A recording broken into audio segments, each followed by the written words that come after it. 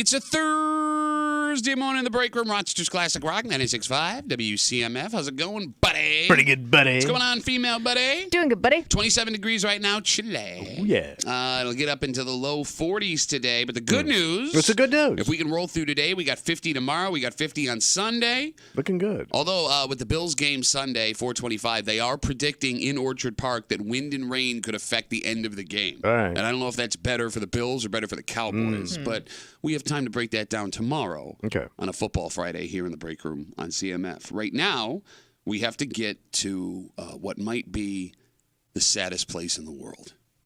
What happened? Okay, look, Tommy, I think I'm sitting in it.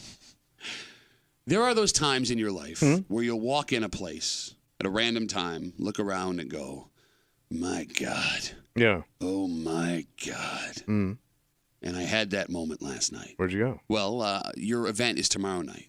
So it's Tommy Muley, This Is Your Life, a multimedia extravaganza. All the details are at WCMF.com as far as we know.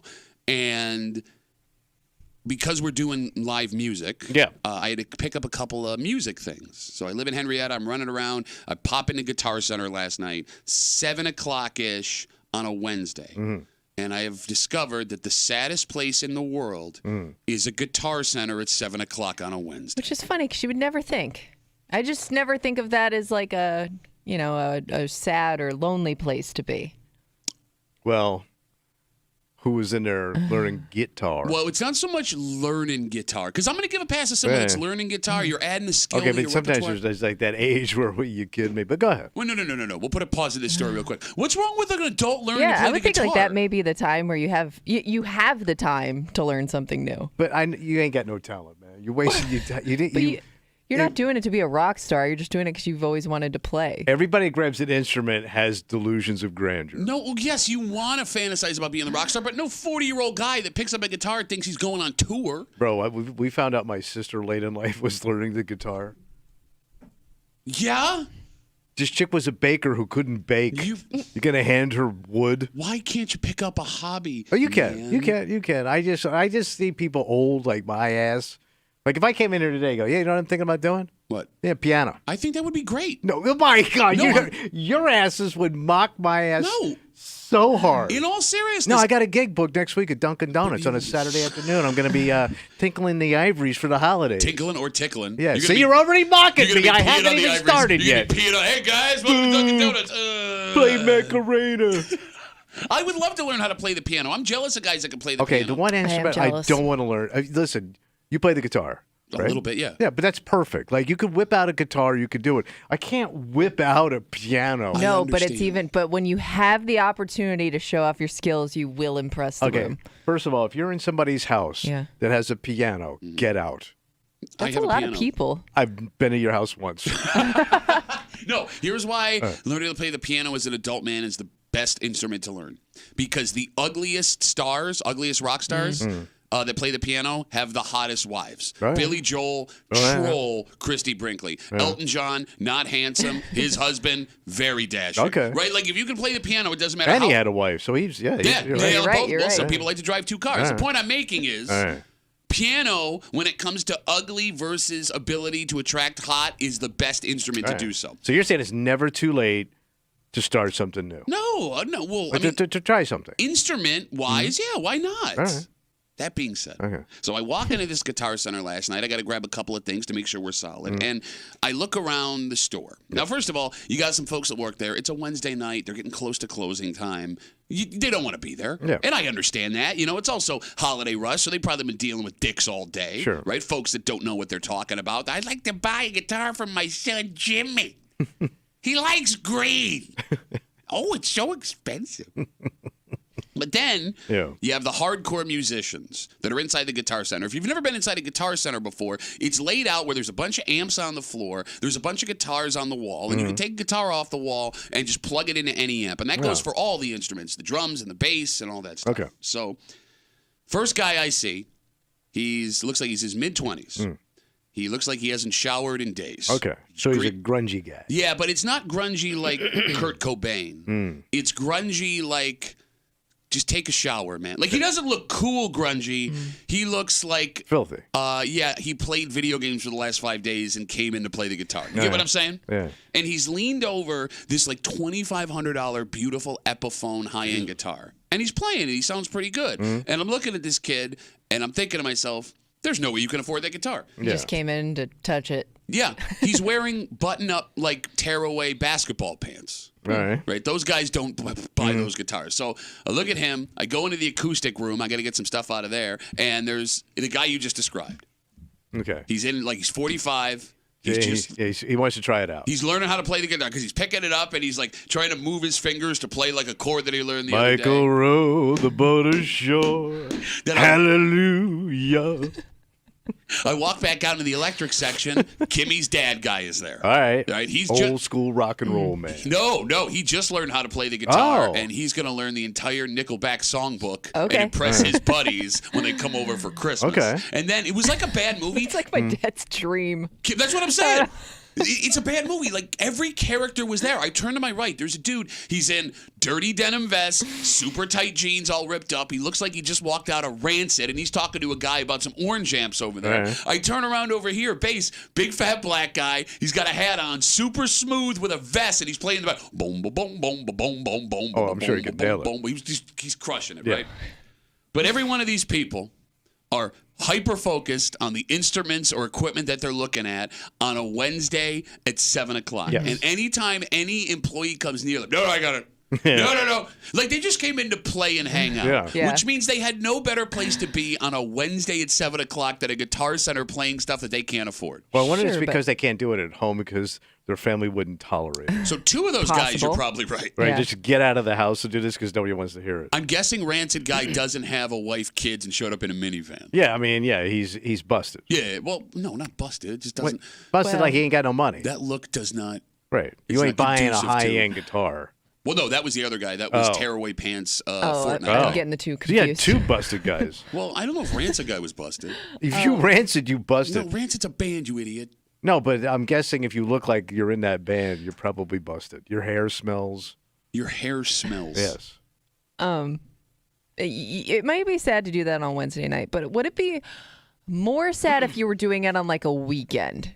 Because, like, I kind of get, like, you know, during the week, maybe you just need something different to do. Like, you need to mix it up. Maybe you had a tough day at work and would go hang out at the Guitar Center and test out some instruments. I would find it more sad if it was like a Friday night or a Friday, Saturday night. That's prime time. I don't know what tail. that crowd looks like. Especially you're a musician. No, that's a good point. If you're a good musician, you're playing and getting laid. Yeah, that's a really good. Okay, maybe Friday night is worse, but Saturday or Sunday, I assume those people I've stopped during the day. Yeah, that's what I mean. Like I've been running around and stopped in. Okay, I'll play this guitar for a little while and put it down.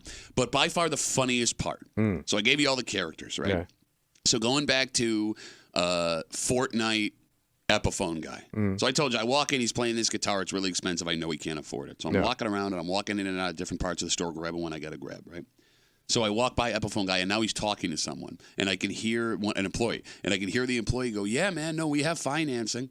Ooh. And the kid's like, "Well, how much it depend?" Well, you know, and I'm thinking, like, bro, do not run that credit. You're wasting your time. You're saying some of these guitars are like $3,000. Oh, there's guitars that go up to like $4,000 or $5,000. So you're gonna write plastic on your dream? People do. Yeah. I mean, look, I get it, man. There are some guitars that you just play, and it's like playing a stick of butter. Right. I understand. It sounds beautiful. It feels beautiful. But you shouldn't have that guitar just to jerk around on a Sunday afternoon for like your have a buddies. goal for that guitar, you're saying?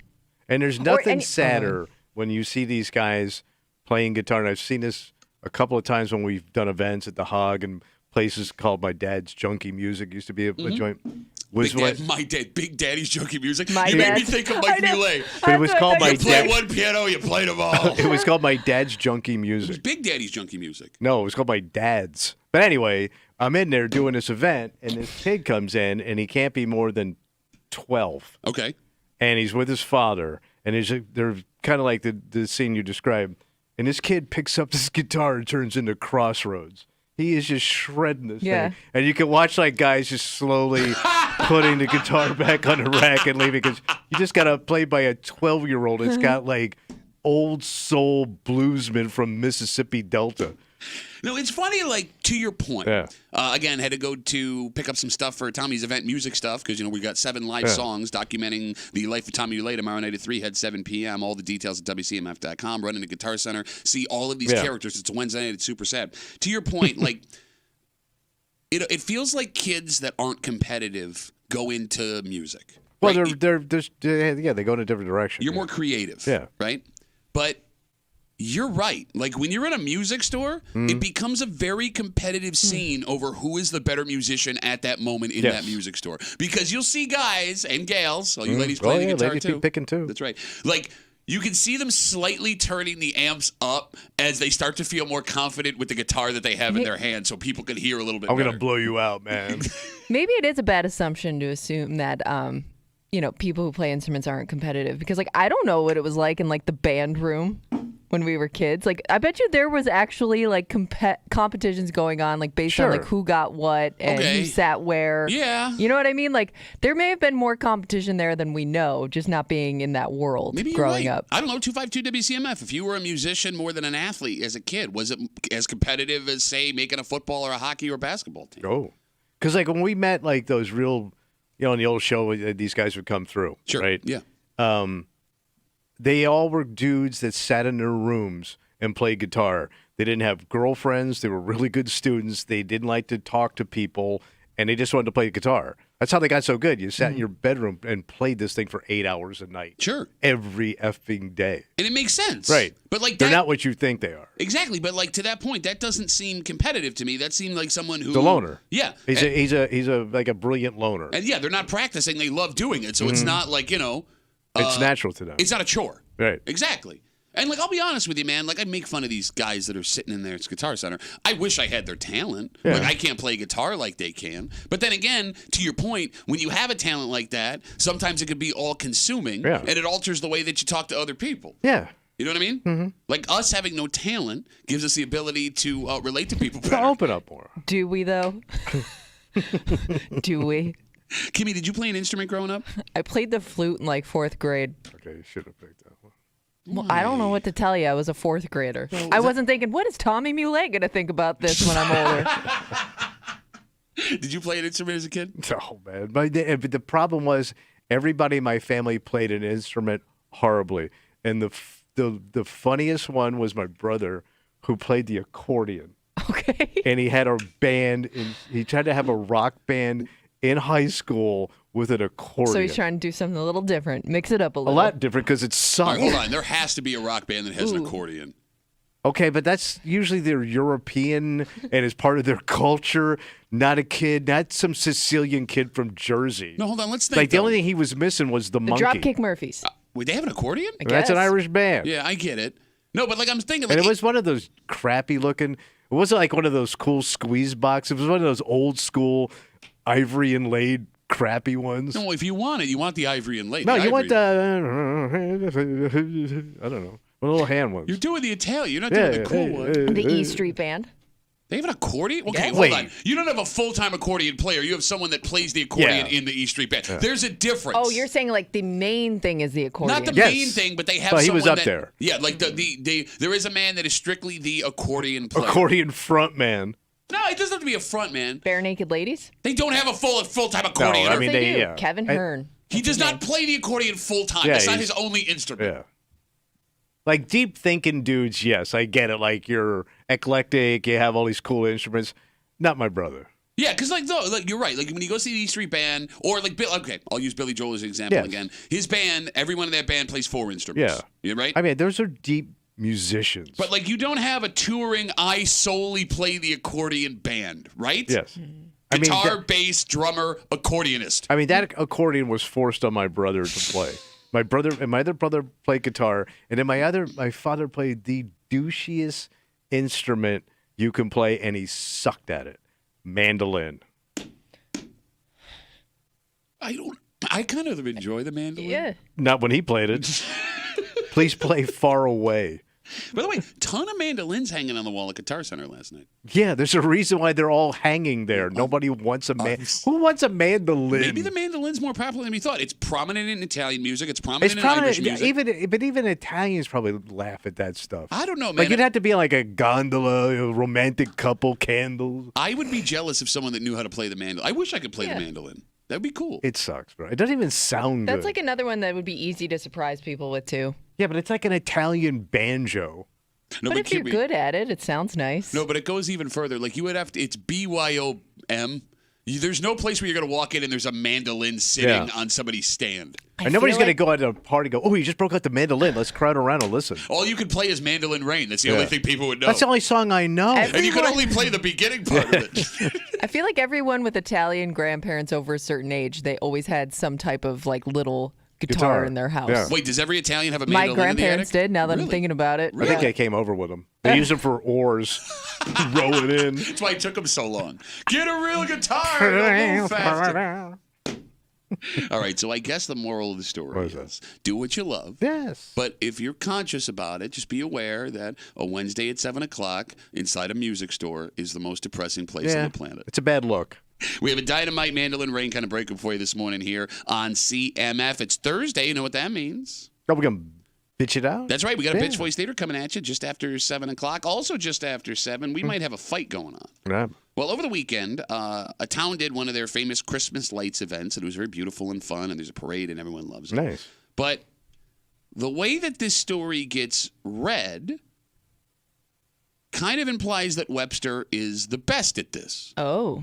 And, every town in Rochester, based on comments, kind of took offense because when you say one town is better at Christmas lights than another town, you're going to piss a lot of people off. Oh, yeah. And we'll get to it just after 7 o'clock here in the break room on CMF. But first, Tommy, there are two gentlemen who are in some trouble. What up? Well, they're facing some accusations for shoplifting. All right. But they have a defense. Not that they didn't do what they're accused of doing. But the punishment they're facing is too extreme because the price tag that they're being charged for taking is not the price tag that was being charged to customers. So you're saying it was a penalty, but they shouldn't have called it? Yes. It's a Kadarius Toney situation. And we'll get into it next to the break room. 96.5 WCMF.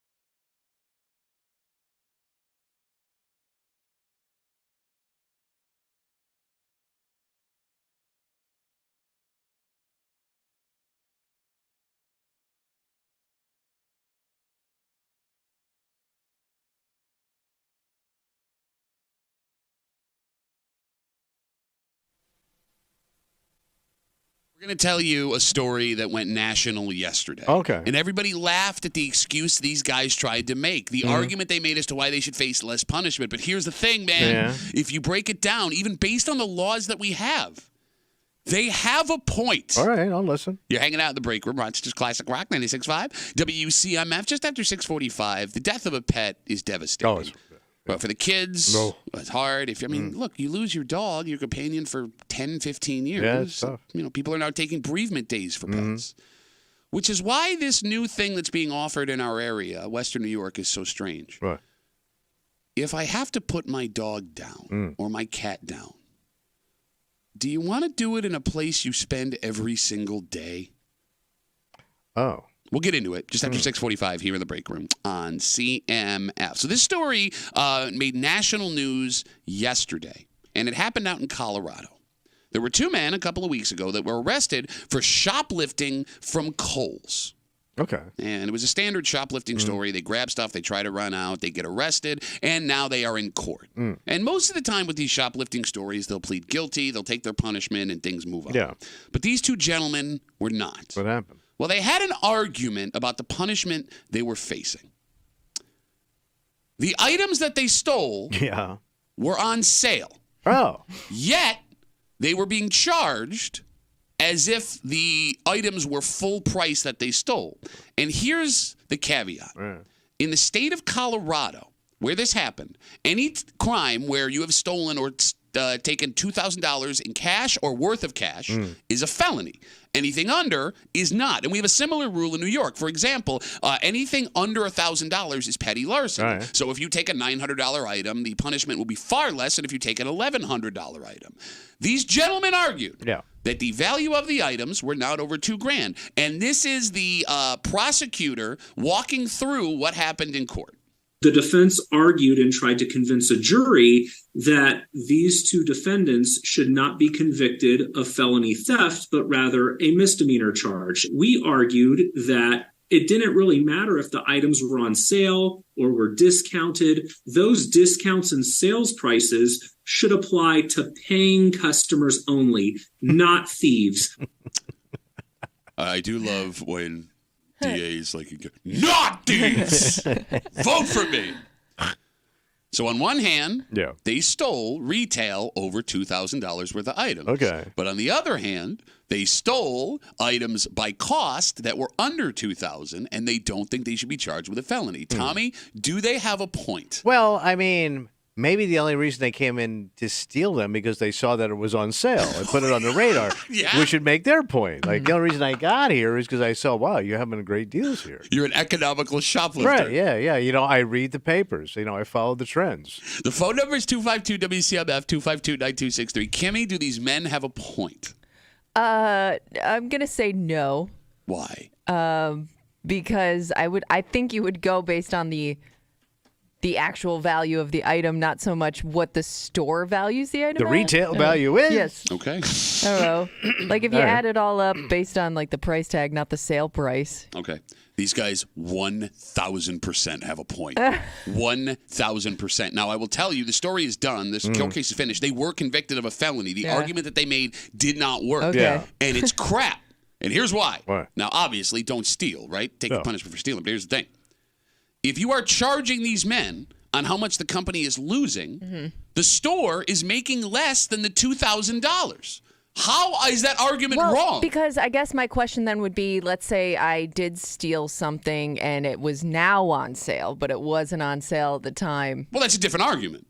Okay. It's a different argument. If it gets marked down after you've walked out of the store, look, I'm with you, Kimmy, you're right. Yeah. But if I am walking out of the store and the price tag on the things are under $2,000 in this case, how is that a felony? The money you would make from a store is under $2,000. Why am I being charged for over that? So they go straight retail price. Well, they that's didn't. What you get. That's what you get convicted on. Well, no, yeah. So that apparently that's the case here in Colorado. I don't know how it would shake out in New York, but I kind of think this is crap. All right. Again, not to argue for guys that are shoplifting because don't steal, but if you write the law, the value, based on the value of the item, the value of these items were not what the case says it was. What if I steal something and it's retail? Yeah. But I find now that I got it home that it's cheaper online. What do I do then? So, like what your wife would do, you would call him up afterwards and be like, "Excuse me, I stole this, but the charges I am now facing." Yeah, it's way cheaper across the street or on Amazon. What is interesting about this story, these gentlemen, before they were convicted, they were able to make bail with all the Kohl's cash that they had. 252-WCMF, 252-9263. These gentlemen arrested, and I use gentlemen loosely, for shoplifting, argued that they should not face a penalty, a felony, over $2,000 in theft in Colorado because the items that they walked out with were on sale when they walked out with them. That defense did not work. They were convicted of a felony, and frankly, I am disturbed. All right. I am disturbed. I mean, Tommy, if you write the law based on how much something is worth... At that moment or in general? I mean, I don't know. Well, but here's the thing, man. All right, if you want to do that, if I steal, I don't know, there's lots of things that lose value immediately. Yes. Right? Yeah, like, should I be charged? You walk out the door with it without paying it, you lose half. Should I be charged for taking a 1985 Toyota Celica? Like I would a brand new Toyota today. There's much different value in those two things, all right. Am I wrong? Blue book, I don't know. I'm just to think about it. It's a lot to think about. You would not pay retail price. Who pays retail? For a 1990 used car for the same make and model sold today. True. Am I wrong? No, you're right. Right? And you would look at those two stories very differently if you saw, like someone stole a brand new BMW versus a BMW that was from 1989. Oh. Would you not? Yeah. Eh? All right.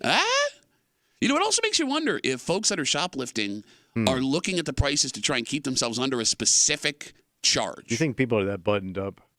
I mean, look. You'd have to know the laws. Well, you're just a criminal probably trying to flip stuff for, like, drugs. Look, very possible. I don't think you're really, like, checking out the legal situation in Boulder, Colorado. It's very possible. But let's use New York's laws because we live here in New York. And again, petty larceny, anything under $1,000 in cash or items. Okay. If I know, bless you, that I can face severe punishment, why would you not try to keep it under a grade? Okay, I could lower my losses. Yeah. All right. Well, lower the potential punishment that's going to show up, right, Kimmy? If you made the decision that you're going to walk into a place and shoplift. But I guess how closely are you paying attention to how that stuff adds up? Are you just getting what you can and getting out? I mean, I don't know if you have time to sit there and calculate everything. No, I'm under the assumption, I could be wrong again, because I'm not a shoplifter yet, that you have an idea of what you're going to take when you walk in a store. I don't know. Do you? I don't know either. I mean, you're just going in there, you're just grabbing stuff because you're desperate. I always assume that these folks that we've seen, at least recently, are kind of fencing a place either before. Like casing around, looking. Walking around a little bit. Specific things. Yeah, like, would I be able to get something like this out of the store? Because, think about it this way. Yeah.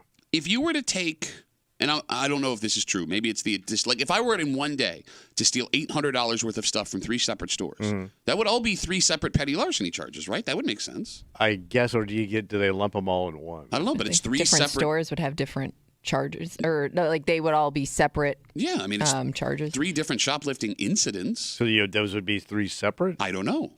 See, I don't think shoplifters think about any of this. Well, I mean, you are a terrible shoplifter. No, but if I'm a junkie, I just want my fix, baby.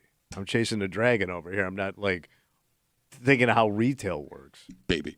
Man. 252-WCMF, 252-9263. Let's talk to Jay. He's on CMF. Hey, Jay, what's up, buddy?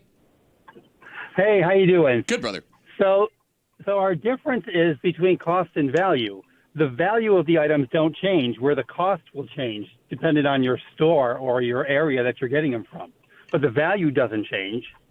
Okay, but then can't you make the argument that the value on nothing ever changes, which doesn't make sense? Because, Jay, again, you wouldn't pay for the brand new car price from 1985 for that same car that you're selling today. Correct, but we're not talking about, years of difference. So they stole $2,000 worth of stuff today. 10 years from now, that stuff isn't worth $2,000. It's worth $1,500. That's when you appeal. But then another 20 years later, it's an antique. So now it's worth, $5,000. Oh, now you're going back to jail. Now you're going back to jail. Yeah, see? You're going to go both ways. So, Jay, you are fine with these men being convicted of a felony? Yes. Oh, man. Yes, this is hanging Jay. Because because they're selling, they're taking the stuff based on what they're getting, not based on the cost. The cost is what their defense came up with, as as a way of trying to get them off of the felony. Okay, all right. Look, that's their defense. I get what you're saying. Yeah. Right, but I don't know, man. Like, if you write the law based on value, what is value? What does the store lose on a sale item, Tommy? That's all I'm asking. Because value is based on whatever somebody's willing to give you for that particular product. Yes. Right. Like in real estate. You got it. Like people go, well, I think my house is worth this. Well, not until somebody pays you for it. So. Right. That's what you have to base value. Who determines the value? I get value. that. Who determines the value? It's the same thing with like insurance companies. They determine the value of something. I just brought up a subject that I don't understand. It's over my head. And that came out of my mouth. I'm proud of you. You did it. Hey, look, man, blind squirrel nut, you did it. Yeah. Jay, thanks for the call, buddy. Have a good rest of the day. We got Mike writes us on. Oh, here come all the busted lawyers. Twitter. Well, no, he says I used to work at a sporting goods store. Yeah. Treadmills would come in at $21.99.99, so $2,200. Right. Markdowns the next day would put the treadmill at $999 on sale. You mean to tell me that treadmill is worth $2,200? All the retail's inflated anyway. But wait, you're saving $1,300. Must be too good to be true. Also kind of a scam job. All right. Shouldn't steal, but come on, you guys are jacking up the price. What's it actually worth? Yeah. Okay. And that's a great question. Mm-hmm. Yeah. What is it worth, Tommy? Mm-hmm. What did you pay for it? What were you going to profit? Okay. Because couldn't you make the argument? What's that? Couldn't you make the argument that I should be charged based on what the store is losing? Wait, what? I should be charged based on the profit that the store is losing. Yeah, the difference between what they paid. Value of what walked out the door. Well, you don't know what they actually paid for it because they bought it wholesale. But like he said here, like if you're charging the next day on a treadmill that you're charging $2,200 for $1,000, that means you paid less than $1,000 for that treadmill. Right. So if I were to somehow manage to stick a treadmill in my pants and walk out the door, well, I'm facing a felony. But that sporting goods store only paid $600 for the treadmill. How's that fair? Okay, but I'm guessing that's never going to happen. You're right. But when you write the laws based on money, I think there is some space open for interpretation. How about shoplift is what you get, no matter what you do? Well, no, because there's a difference between stealing a you pack of could do gum. it that way. There's some countries that do that. Yeah, and they take your hand off when you do it. Yeah.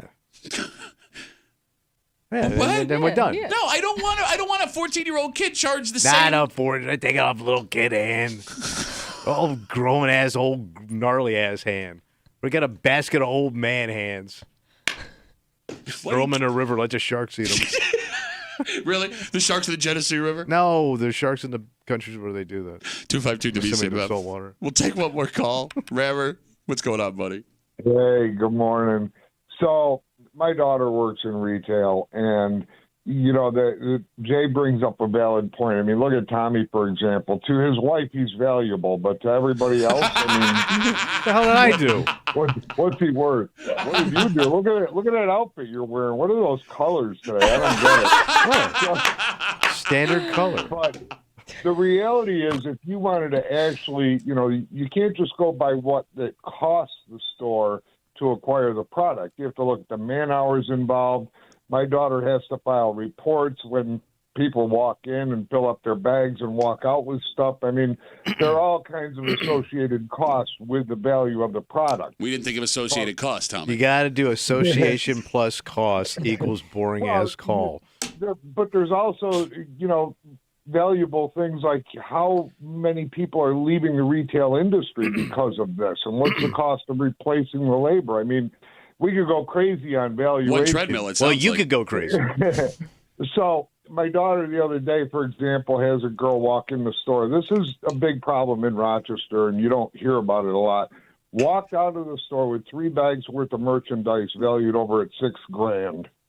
$6,000. That's a triple felony, Tommy. In one day. 6-tuple felony in New York. All You right. know, $6,000 in a bag. They take your hand for stealing. I mean, I'm not. Yeah, that's a bad idea. It was a joke. No, I'm thanks not for the. saying it is. Yeah, no, okay. All right, thanks for the call. This is a guy that paid $4,000 for a door. I'm glad we got him off the phone so we didn't scream at you again. I didn't actually pay $4,000. The door value. I also love how Rammer said, and you know I love Rammer. You know, a story you don't hear about a lot in Rochester: shoplifting. Yeah. I mean, I think we're talking about right now. Or that leads the news with 3 stories every single night. All the news is shoplifting. Yeah. It is shoplifting, and look at these Christmas lights. All right, let's take a break. Losing a pet is tough. Tommy, you know. Oh, yeah. The last time you cried was when they put your dog down. Terrible. And the best part about having a pet is the memories you make with it, which is why this business idea is so strange. So it's a new business? Well, I don't know if it's new. I had never heard of it before. Maybe you guys can help me out. But here in Western New York, the saddest memory of your animal may now happen in a place you live every single day. Oh. And we'll get into it next to the break room. 96.5 WCMF.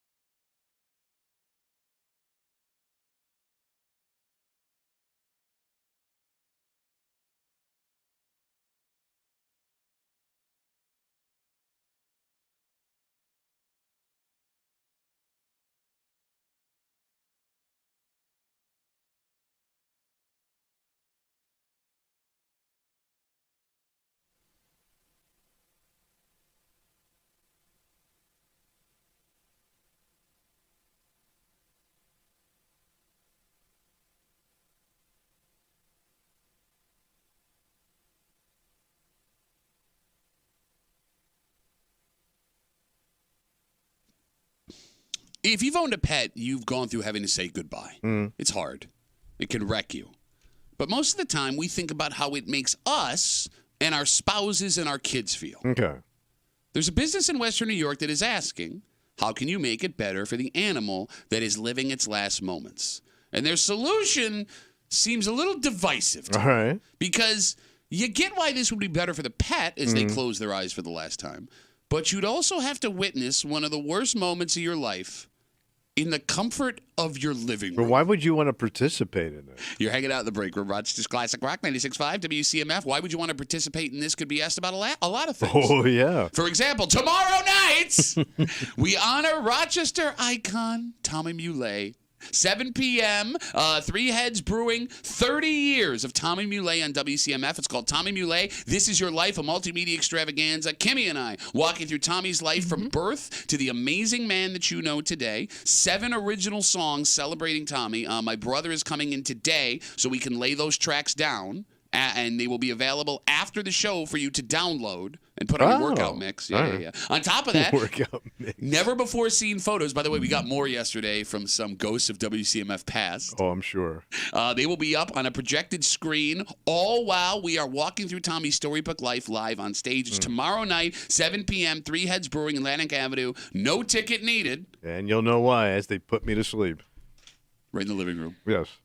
By the way, again, no ticket needed, but they do have limited. It's That's small. It's a building. It's a building, so it's small. Small, but yeah, I so don't think popular. you're going to a big auditorium. Yeah, you got what I'm saying. It's a brewery. We'll see you tomorrow night with your friends 96.5 WCMF. So, Tommy, there's always been a standard way to put an animal down. Yeah, you take it to the vet. Yeah, you get the bad news, take them to the vet, you go into the office, they do what they have to do, and that's the end of it. But there's a change that's happening with a couple of animal doctors. Whatever. If your pet is at the end, and the humane thing to do is put them down. There are now businesses that will come to your house and do it there. Wait, they like door-to-door Kevorkian? Yeah. By the way, Kimmy doesn't know who that is. You know Jack assisted suicide. Wow, I'm impressed. Kimmy, way to go. Well, he's the king of that. She was also 4 when that But happened. he invented that whole system. Yes, well, not putting down a dog. No, the Dr. Drip. Okay. Anyways. So they'll come. But then what do I do with the dog? I'm assuming they take the dog with them. Yeah. Said anywhere in the fine I would print? To be think you fair, I have don't know. Because he could go, all right, well, thank you. I guess See you. maybe they ask what you want to do because maybe some people want to bury the dog in their yard. Well, you I got don't the know. pizza oven in the back. You never use that damn thing anyway. I've seen, I don't know what they call it, like doorbell vet or something. I've seen like those trucks parked outside of houses, like the vans. Mobile vet. Now, Yeah, I it's don't know like a if mobile vet. I don't I've know seen if that's the mobile same groomer. thing. Yeah. Well, yeah. If the mobile groomer does this, something's gone terribly Yes. wrong. But no, like these people will put down your dog in your kitchen or your living room or So you somewhere can say in your goodbye house. to him. He can die in his own little bed. Well, Yeah. yeah, the idea is it's less stressful for the animal Yeah. because the dog or the cat or whatever will be less anxious. They're in a familiar place, and that makes sense. It makes sense. The counterpoint to that, however, whatever room your dog or cat or whatever ends up being put down in Yes. is going to be the most depressing place in your home for the rest of your life. Yes, it will. Yeah. And you're going to watch your pet's final breath happen inside your You don't dwelling. want this. I don't know. You know, because it happened to my wife with one of her dogs. Okay. Like they went out. She knew the dog wasn't feeling well. Came home, dead in the kitchen Oh. with the kids Oh. walking in the door. Oh. They didn't realize how bad it was. But every time I've had to put dogs down that I've been with, usually I go to the vet and find out he needs to be put down. So like That's there was true. a problem. Yeah, you'd have to know first. So then I would have to say, well, do I take him back home, let him die at home? Now I got to put him back in the car, sick dog, back in the house. By the way, I love how it's not a humane argument for you. It's I a gotta cargo go back argument. and forth. And here's the other thing: when dogs get sick, they get sick, both ends. Yeah. You know, you're really dealing with a poo crew here. Like that, both of those dogs at the end were fudging the joint out. That's your complaint here? Fudging the joint out, yeah. Fudging it out. Fudging it out, bro. You want that in your car? Go tell Rich Eyed how your dog fudged up the back of his back seat. Okay, going back to the first point you made. Yeah, this could be one of those situations where you have a dog Yeah. that you can do something that costs a bunch of money and you have time to think about it, so you bring the dog home Yeah. and make a decision, and then, okay, maybe we'll come home. I don't know. I've never heard of this before until I saw this story that this is now happening in Western New York. But the whack has got to be heavy on it. That I don't know either. I'm telling you. Because if you take it there and you want to cremate it and a little thing at home, Sure. well, the last one I did, $700. $700. Oh. That's actually not as bad as I thought it was going to be. $700 for a box of I ashes? don't know. I was waiting. Well, that's soup to nuts, though, right? That's the. Oh, the nuts are gone. These roasted nuts. No, but I'm saying that's the. That was the out the door, in the box, blowout price. Yeah, so it was about $700, and they give you like this little box. Okay.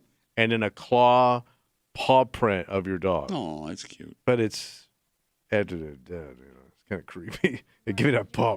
You could do it right before you. I don't think they do. I think it's after the fact. Because, like, they wheel the dog out. Okay. And you say goodbye to this is how they used to do it, the one by Monroe. Yeah, I watched it happen. Yeah. Yeah. So, then wheel them back in. There you go. So, like, I mean, I get as an adult, I guess, you would be able to tolerate this at your house because, that life comes and life goes. I know it is. But, like, I got 2 little girls. Yeah. I don't know if that would be better or worse for that to happen in our house for my kids. But to your point, it's always going to be the spot where, Fluffy bit it, man, for the last time. Like, Kimmy, you would want this at your house? I think I would, just because, like, my dog is a dog that, like, freaks out at the vet, shakes. Like, I feel bad for him when we're just going there for, like, a regular, like, checkup. And I guess it would comfort me more to know he was more comfortable during the process. I think you're right. It's going to be a sad, depressing room to walk into, but that room may also be depressing just sitting there with that bed sitting there empty. You know what I mean? It is. Yeah. Like, you may just be depressed. You may look for your dog in every room of that house for a little while after they're gone. Yeah. All right, phone number is 252-WCMF, 252-9263. Again, we're talking about this business. We had never heard of it before. No. It's, I guess, a vet service that will come to your house if your animal needs to be put down, and they'll do it in your house. Mobile dog death. And again, the argument with Kimmy, and she brought it up, is it's better for the dog. It'll make them feel more comfortable. But on the other hand, for the humans in the room, that's where your dog died forever and ever and ever. It's like your comfort versus your pets. Let's talk to Eric. Hey, Eric, what's up, buddy? Hey there, how are you? Good, Eric. What's up? We had to have our last dog put down, and because he's reactive, we deal with a vet who comes to your house. Okay. All his checkups were here. It's a lot easier than fighting with him in the vet's office because he was a Great Dane. He was 130 pounds, and that's not something you just want to deal with. And when we had to put him down, they came by. You sound like a guy that owned a Great Dane. Okay, but you're also saying that as a man who weighs less than a Great Dane. But anytime I see someone with Great Dane, I go, that's a dick. Why is a guy with a Great Dane a dick? Great Danes look awesome, man. No, they're not awesome. They look awesome. They don't do anything. There's no Great Dane story. Okay, Eric, you were saying, I'm sorry. He was put down in his own home, in his place, with his family. His family. This ain't Reagan. You cried when they put your dog down. You can't sit here.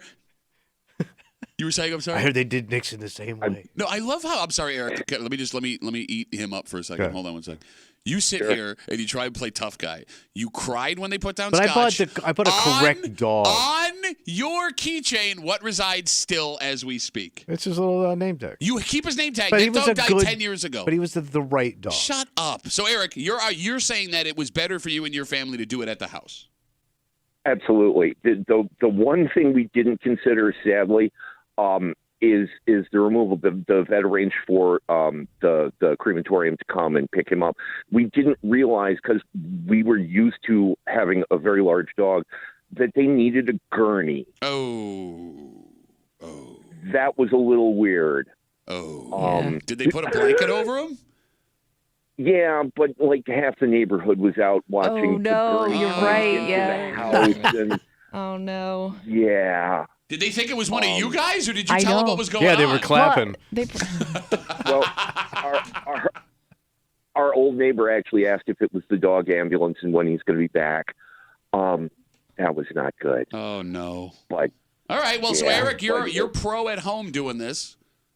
Absolutely. It's his place too, and he deserves dignity. All right, Eric, thanks for the Sorry call, for buddy. your loss. Thank you. Bye, Eric. You're such a dick. Bye-bye. No, not you, Eric. Tommy, I'm sorry. Bye, Eric.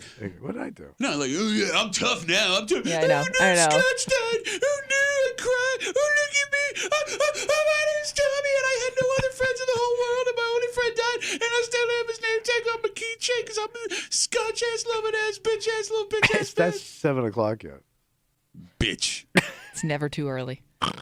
252 WCMF 252-9263. We're talking about this mobile service. They will come to your house and put your pet down for you. And the argument is that it's better for the pet. It keeps them more calm. You heard Eric talking about it. He brought up, he deserves, what's the word he just used? I'm sorry. Dignity, I think he too. said. Dignity for your dog. Okay. But at the same time, that room in your house is where your dog had died for the rest of your life. Let's talk to Marlene. She's on CMF. Hey, Marlene, what's going on?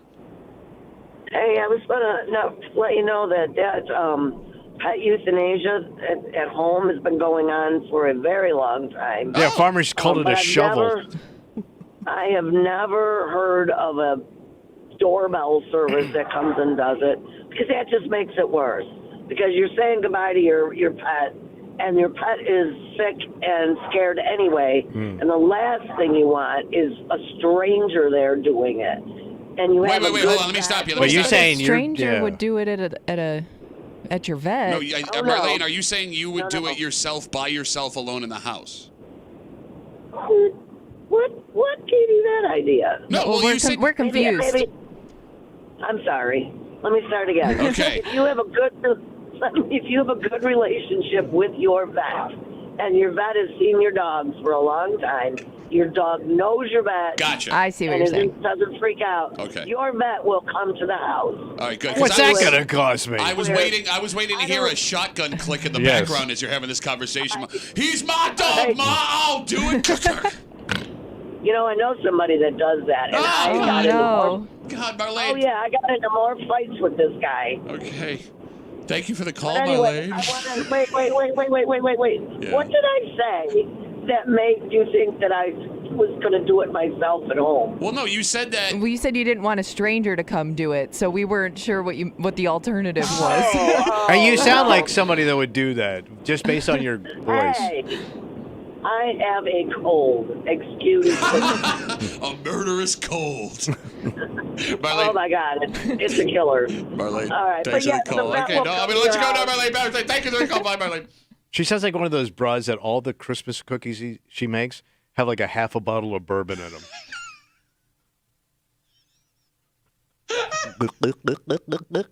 This is the way I make it for even the children, so when they nap.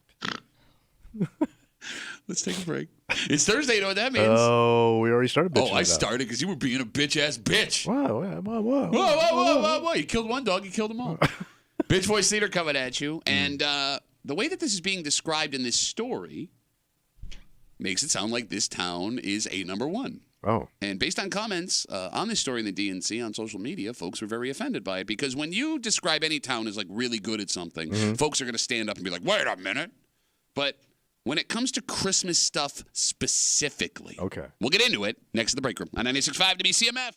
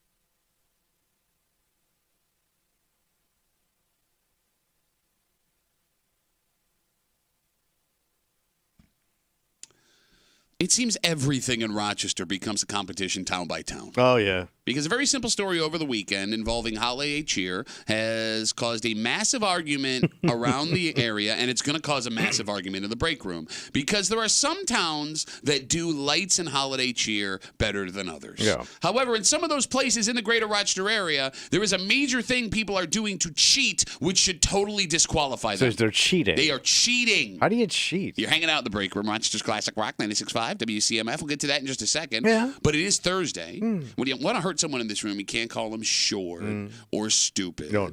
Or ask why they wore 3 pillows underneath their shirt to work today. What's wrong with my That shirt? is a revealing, thin sweater. It's a standard? No, I would go a little thicker on the sweater so I don't have to stare at your nipples all day. He layered. I know, is it a little layering? It's like I'm doing a show with Dolly Parton. It'd be a hell of a show. It would be. Come on. I'd like to see her nipples, not yours. Oh, that was weird. Yeah. Who does He made that really weird. Yep. Old ass Way to go. nipples. Look But at me. those are reconstructed nipples. Look at me. What? You won't want to see them either? I don't know. Like 20 years ago, Dolly, yeah. I don't know what's underneath Dolly anymore. Like even when she put that cheerleader outfit on. Yeah, she looked really good. But there was some spanking going on. What? The Spanx. Oh. Not that spanking, the girdle thing. Going back Anyways. to our show. You got to really hurt someone. Something along the lines of... Oh, I'm Pat Duffy. I look like I run an illegal dispensary instead of truck stop because I'm just a dispensary illegal running truck stop little bitch. We take all your bitch voices. We run them back for you. Call Bitch Voice Theater happens now. On CMF. The Break Room now presents Bitch Voice Theater, starring Thomas Muley and accompanied by Patrick Duffy. Pat Duffy, I want to dress like Aaron Rodgers' dumber brother today because I'm just an Aaron Rodgers' dumber brother. Look, a little bitch. If Aaron Rodgers' brother is dumber than him, I don't even... How is that How's possible? that guy doing? Get a mirror. Getting crazy. Oh, you scared? Yes. Oh, you scared of me? Yes. Oh, my name's Tommy, and I don't want any ham or muffins or cupcakes or cake because I'm afraid a family member's going to do something violent on Christmas time because I'm a scared little bitch. I don't want to wet myself. Oh.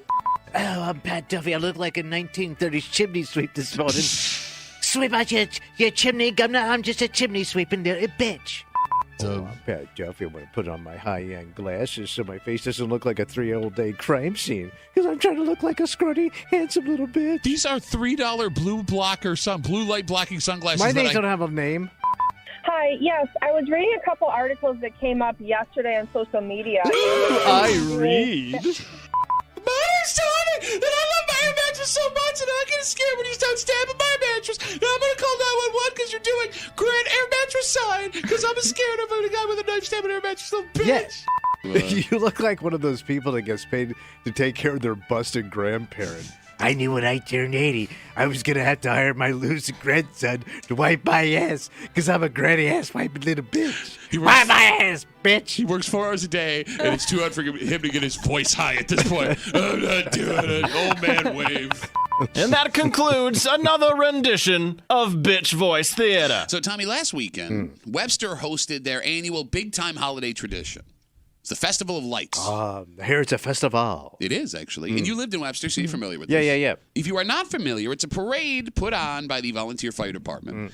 And thousands of people, they line Main Street, they soak it in. And someone correct me if I'm wrong. Kimmy, it seems like folks from the community also put together, like, lighted floats. Is it like floats, I'm guessing, just covered in Christmas lights? That's what I got from looking at the pictures. Like trailers and stuff like that. Yeah. So they have awards for a bunch of categories at the end of the parade. And this should just be a nice story that people in Webster are enjoying. Yeah. But because everything is a fight in this town and in this room, Kimmy, you said something that's going to start an argument. I did. Because I guess when I think of like holiday lights, Webster doesn't come to mind. Oh, I think that there are other towns that... Well, it's a parade of lights. Yeah. You're right. I guess I didn't even know that this existed. I was unaware of it as well. Yeah. It's been going on for like 100 years. It used to be like horse drawn. How did they do it for 100 years? Shut up, you bitch! Hey. But yeah, like I didn't know they were big Christmas lights town, festival town. So there used to be a couple of neighborhoods in Webster, like like the 4 or 5 houses get together and just go crazy.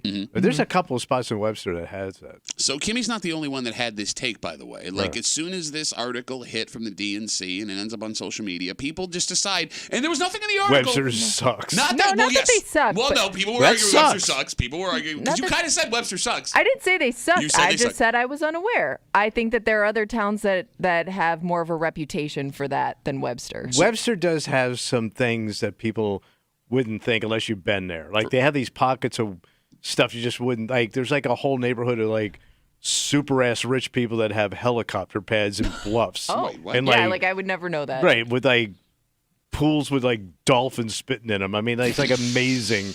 But then you would just have like regular folk. Okay. But they're like pockets, and unless you drive into these places, you'd never know they're there. Huh.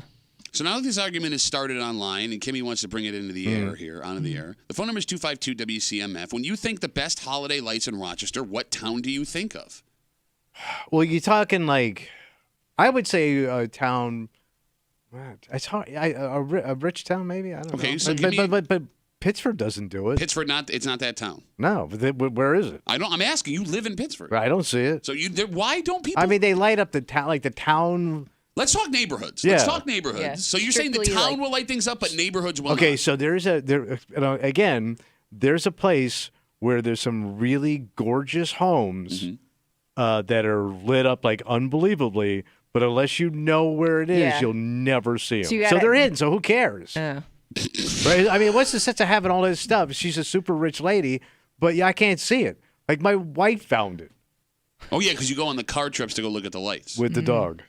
Kim, well, yeah, because the dog, that's very exciting for the dog, because it knows it's Christmas. Don't even get me started. So does it know it's Christmas time? It don't. All right, so where are the lights where you can see them? All right, that's the phone number. That's going to be in a working class neighborhood. 252-WCMF, 252-9263. I agree with you there. So, Kimmy, where is it? Where is the town that does the lights the best? I mean, just based on my childhood, and my dad, big lights guy. Oh, here we go. He would like to go and take us around the best, especially like the neighborhood spots where they all join in together. And I don't know if they still do this, but there were a couple places in Irondequoit that he would take us to. That was my call. Because there was a neighborhood. How are you trying to now glom up? We're not even playing where they winded. She's right. We would always go to Irondequoit, and there was it like that side street? There were a couple like that that Whole weren't very neighborhood. far from each other, and it was like within a mile radius. There was a bunch of neighborhoods. That was going to be my call, bro. Is that true? She's right. Really? Yeah. And my second wife, who grew up in that area, would turn me. We'd take a ride. And I go,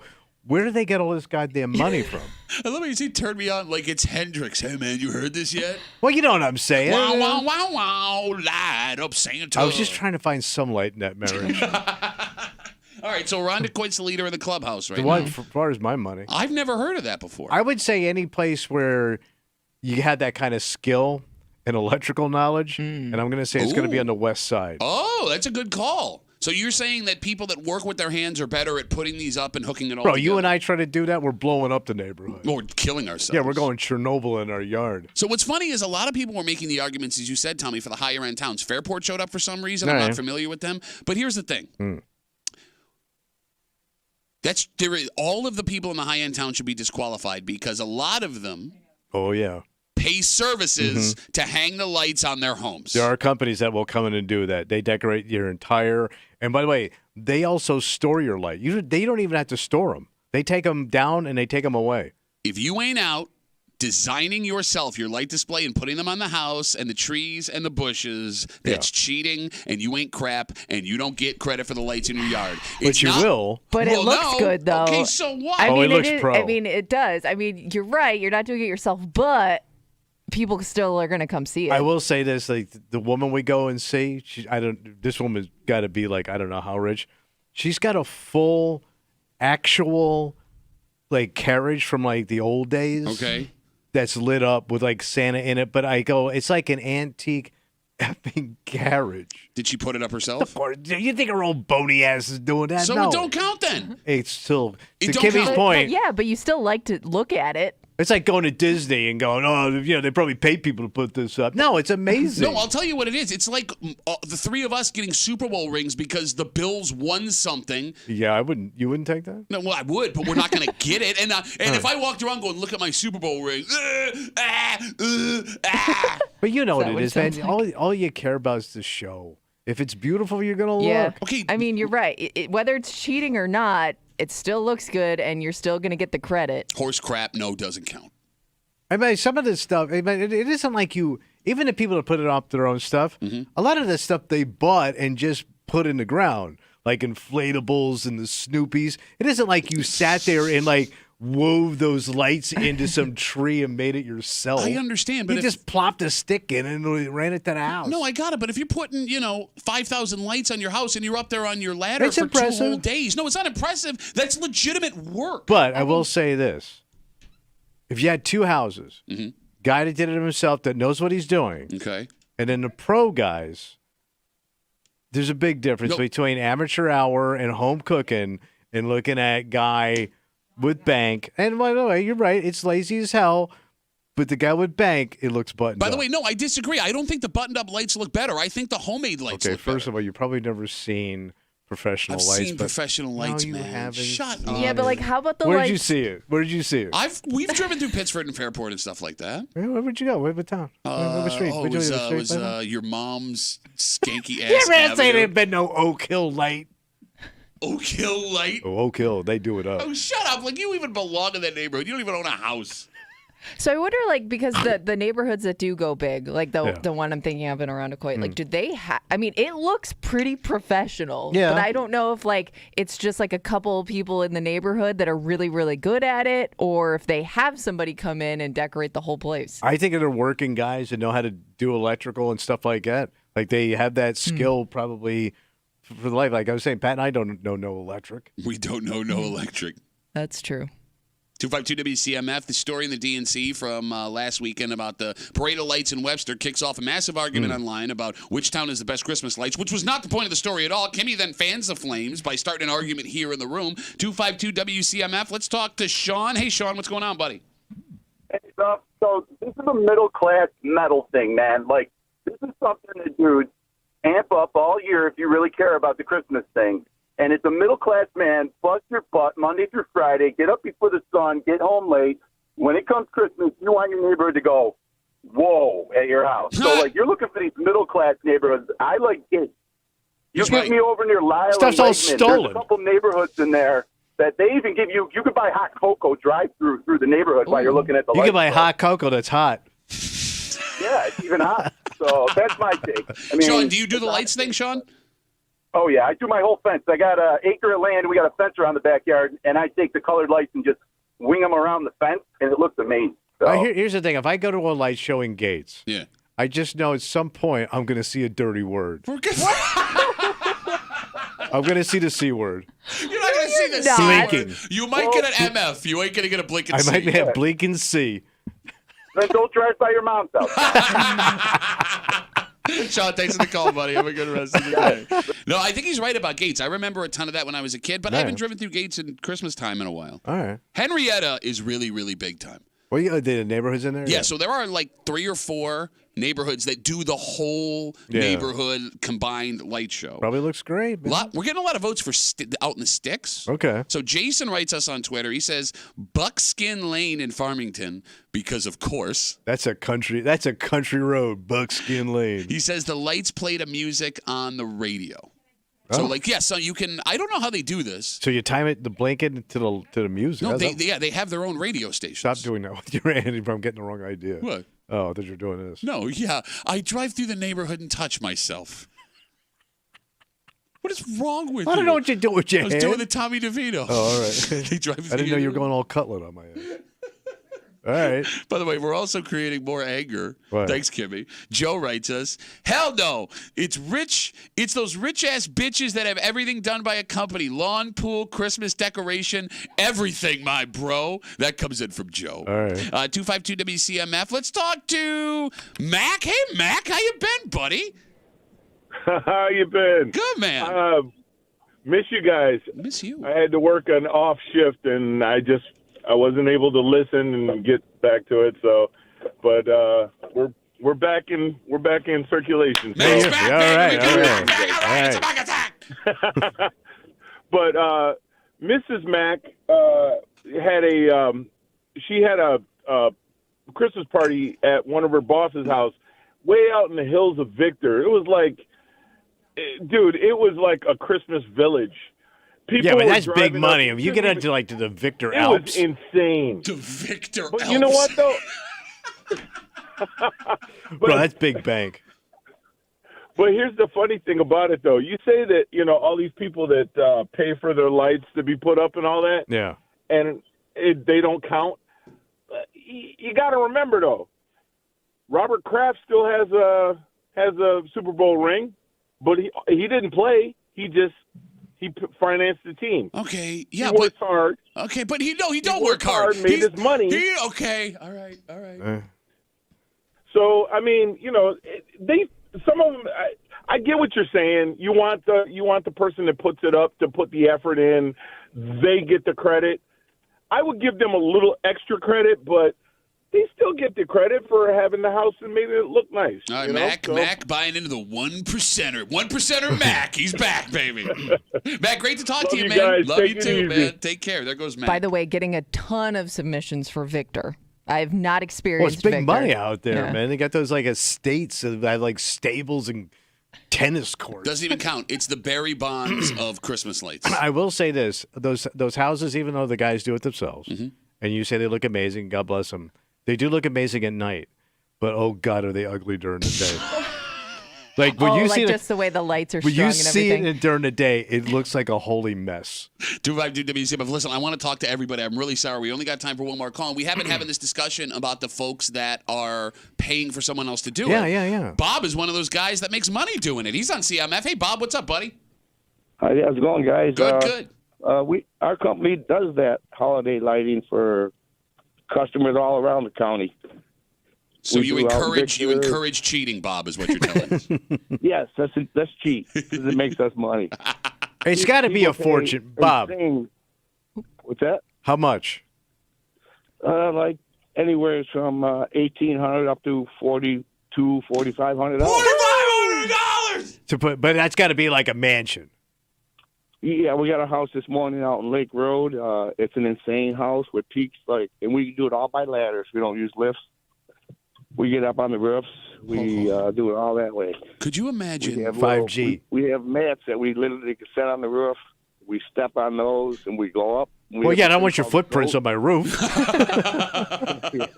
5G. Dude, even the low end, $1,800 just to make your house look like Christmas. And I ain't buying you much. Your basic house is $1,800. Now, we that's the first time through. You pay for the lights. Yeah.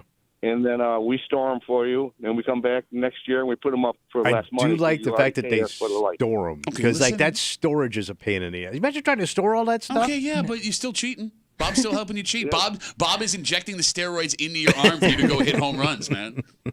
That's right. Bobo, thanks for the call, buddy. Have a good rest of the day. Man. All right, take care. There goes man, what Bob. a nice racket, huh? No, but like with 5G. With that idea, whether you're buying the lights yourself or you're spending the money that Bob's putting them up, it is weird that Christmas lights is still a thing because like the holidays are the most expensive time of the year, and the lights and the statues and the blow up dolls are not cheap, right? Right. Blow ups, not blow up dolls. Yeah.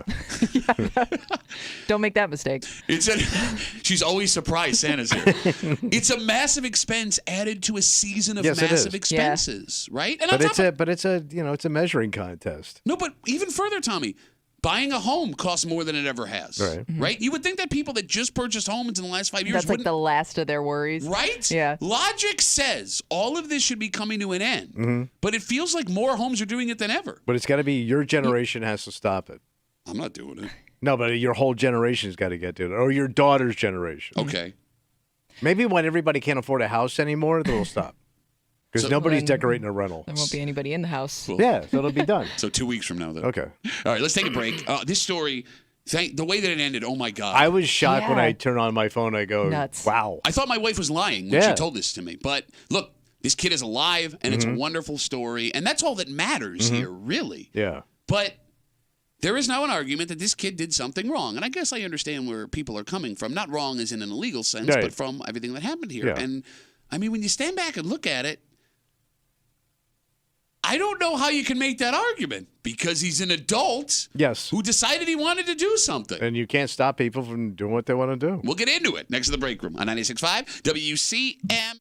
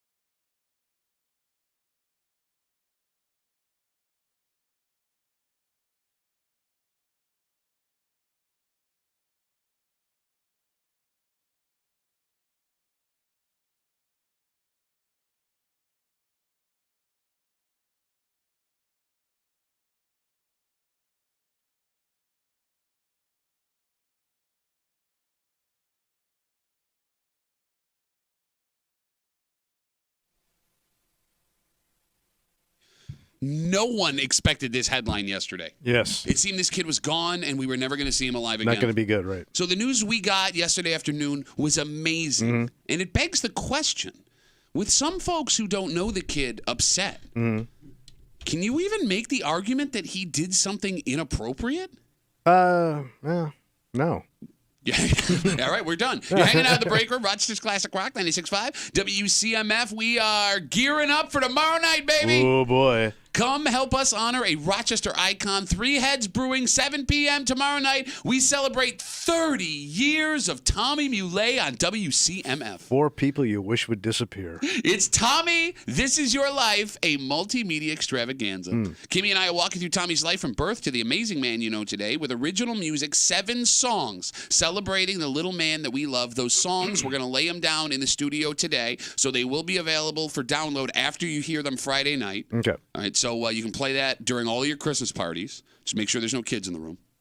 Also, there will be never-before-seen public pictures of Tommy Muley projected on a big screen behind Kimmy and I as we storybook Tommy's life for you, all live on stage. It's tomorrow night, 7 p.m., Three Heads Brewing on Atlantic Avenue. No ticket needed. Okay. And just a heads up, it is a limited space venue. Yeah. So do with that what you will. Sure. We'll see you tomorrow night with your friends here on CMF. Matthew Grant has been in the news since right before Thanksgiving. And you may not know that name, but you know the story.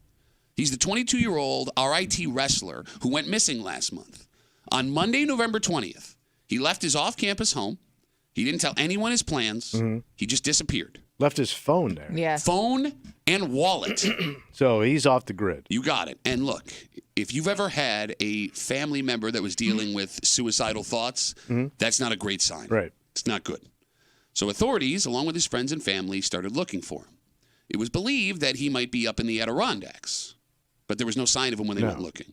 His car was spotted at a gas station in Syracuse, I believe, but he wasn't in that town either when they went looking. Days turned into weeks, and Tommy, with these stories, after an amount of time like this, you would start to assume you know how it ended. And they found his car, right? No. Well, they found his car later. yesterday. Yeah. They spotted his car in video and picture. Okay. They had not found the physical car. All right. But still, not a good sign. Right. Yesterday afternoon, Matthew Grant was found. So he just comes walking out of the woods? Oh, we'll get to that. So he was in Pennsylvania, in the town of Delaware Water Gap, which, if we're talking about... You're close to Jersey. Yeah. Yeah, you're like Delaware Water Gap. In that area. That's like the tri-state. Yeah. Isn't when you guys lived in Jersey, wasn't your mom's nickname the Delaware Water Gap? Hello. Why'd you say it twice? When are you going missing? Didn't. Authorities found his car on Tuesday, according to the story, and a search and rescue team went out to look for him amongst these trails. Now, they said that the kid loves to hike, and these areas had some steep cliffs. So, again, it could have been horrible. Not a great sign. What makes this more interesting, though, he wasn't found in the traditional sense. He came out and said, "Hey, sup?" Yeah, it's me. The kid, when he found out about the search and effort in the area, walked into a police station and asked to make a phone call. That's when he called his mother, told him he was okay, and he was ready to come home. Wow. Could you imagine being this kid's parents? Nope. Because you don't know, has he been driving around? Has he been just walking? 35 miles that he hiked. He was apparently 35 miles away from his car. Okay. But he's been gone a while. Since before Thanksgiving. Yeah.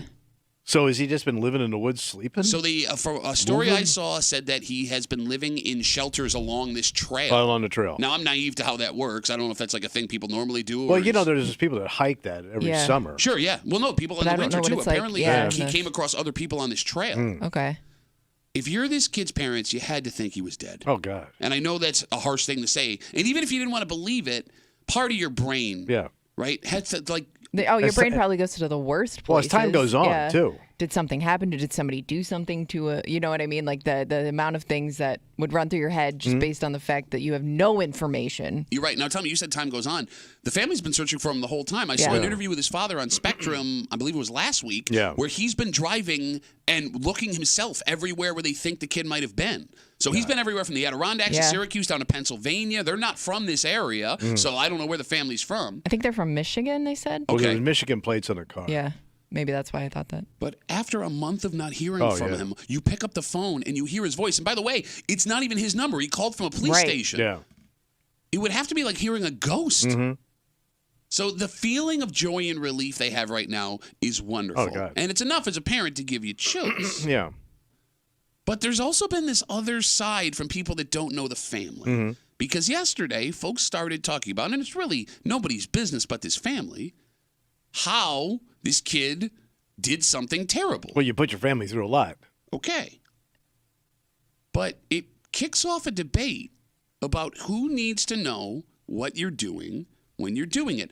Because there is no argument that what he did was unconventional.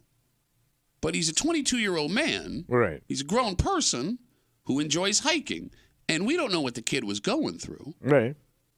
Do you need to tell people where you are at all times? I mean, if you're just going to walk away from your from everything for a month, I think you got to tell people because you're just for their peace of mind, especially your parents, especially at that age, because even though the kid's 22, people are going to be wondering and looking for you. You're still a kid to your parents, and they're still going to worry about you. It's if 50-year-old guy wants to go walking off in the woods for a month, okay, fine, who cares? Yeah, feel free.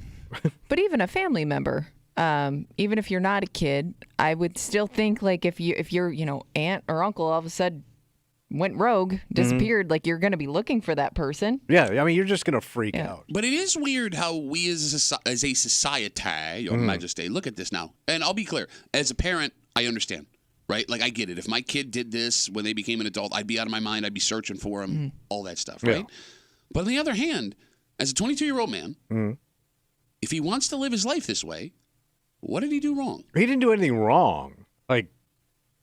But you stressed out a lot of people. Okay. Fair. And I would think you would assume that people were looking for you. But here's the thing. I don't know.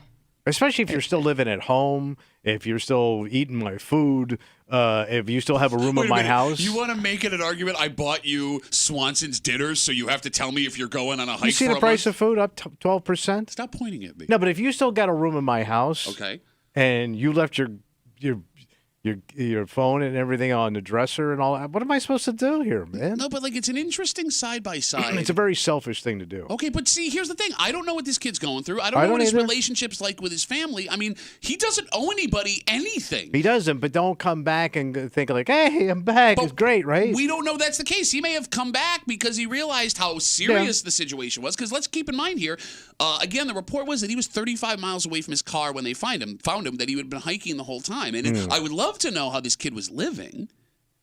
But part of you, even though you love your kid, has got to be pissed that you put everybody through this. Because there were a lot of people involved in this. I don't know if cops were out looking for you. No, they were. Forest rangers. I mean, yes. People could have gotten hurt looking for your ass. You're absolutely right. Like, there's got to be a moment of relief and a moment of, God damn it, what were you thinking? Look, after being gone this long, I don't think there's that second moment. I think you're just so happy they're alive that whatever. Maybe that comes later down the road. But to your point, I can't imagine the relief. But let's talk about that second thing you brought up with the police and the search. I'm sorry, Kimmy, were you the going to say something? Rangers are probably out looking for you. Yeah. Again, we're talking about Matthew Grant. He's the 22-year-old RIT wrestler who went missing right before Thanksgiving. He left his off-campus home, didn't tell anyone his plans, left his cell phone, his wallet behind. Not great signs. They thought he might be in the Adirondacks. He loves to hike. They thought he might be. They spotted his car in Syracuse, just in a photo. They found his car on Tuesday in Pennsylvania, just outside of a hiking trail. They sent people out to go find him in this trail because it had steep cliffs. They were worried, thinking worst case scenario. Yeah, they got a tumble. He walked into a police station yesterday, called his mom, said, I'm ready to come home. You bring up the searching and all this stuff. It's weird where we've come in just a matter of 2 decades. Yeah. Because, Tommy, you were on the road doing stand-up comedy. Did anybody in your family know where you were most of the time? No. No, it'd be impossible. And you I'd have to call. Yeah, like I would leave for 2, 3, 4 weeks at a time and never come your home. responsibility to check in if you wanted to. Yeah, like when I was 18, 19, I would be gone for 3 straight weeks, and no one in my family would have my friends, nobody would have any idea where I am. I wasn't paying those long distance rates. Yeah. It's expensive. Man, my cell phone was off half the time anyway. Yeah. Not because I turned it off, because I couldn't afford the bill. But nobody sent a search party for me. Right. And that's in a world with cell phones and constant surveillance. Yeah. You know what I'm saying? It's just weird that we've gotten to the point now, and I get it. But the fact that this kid, everyone was searching for this kid when all he went and did was hike. Take a walk. Yeah. Yeah.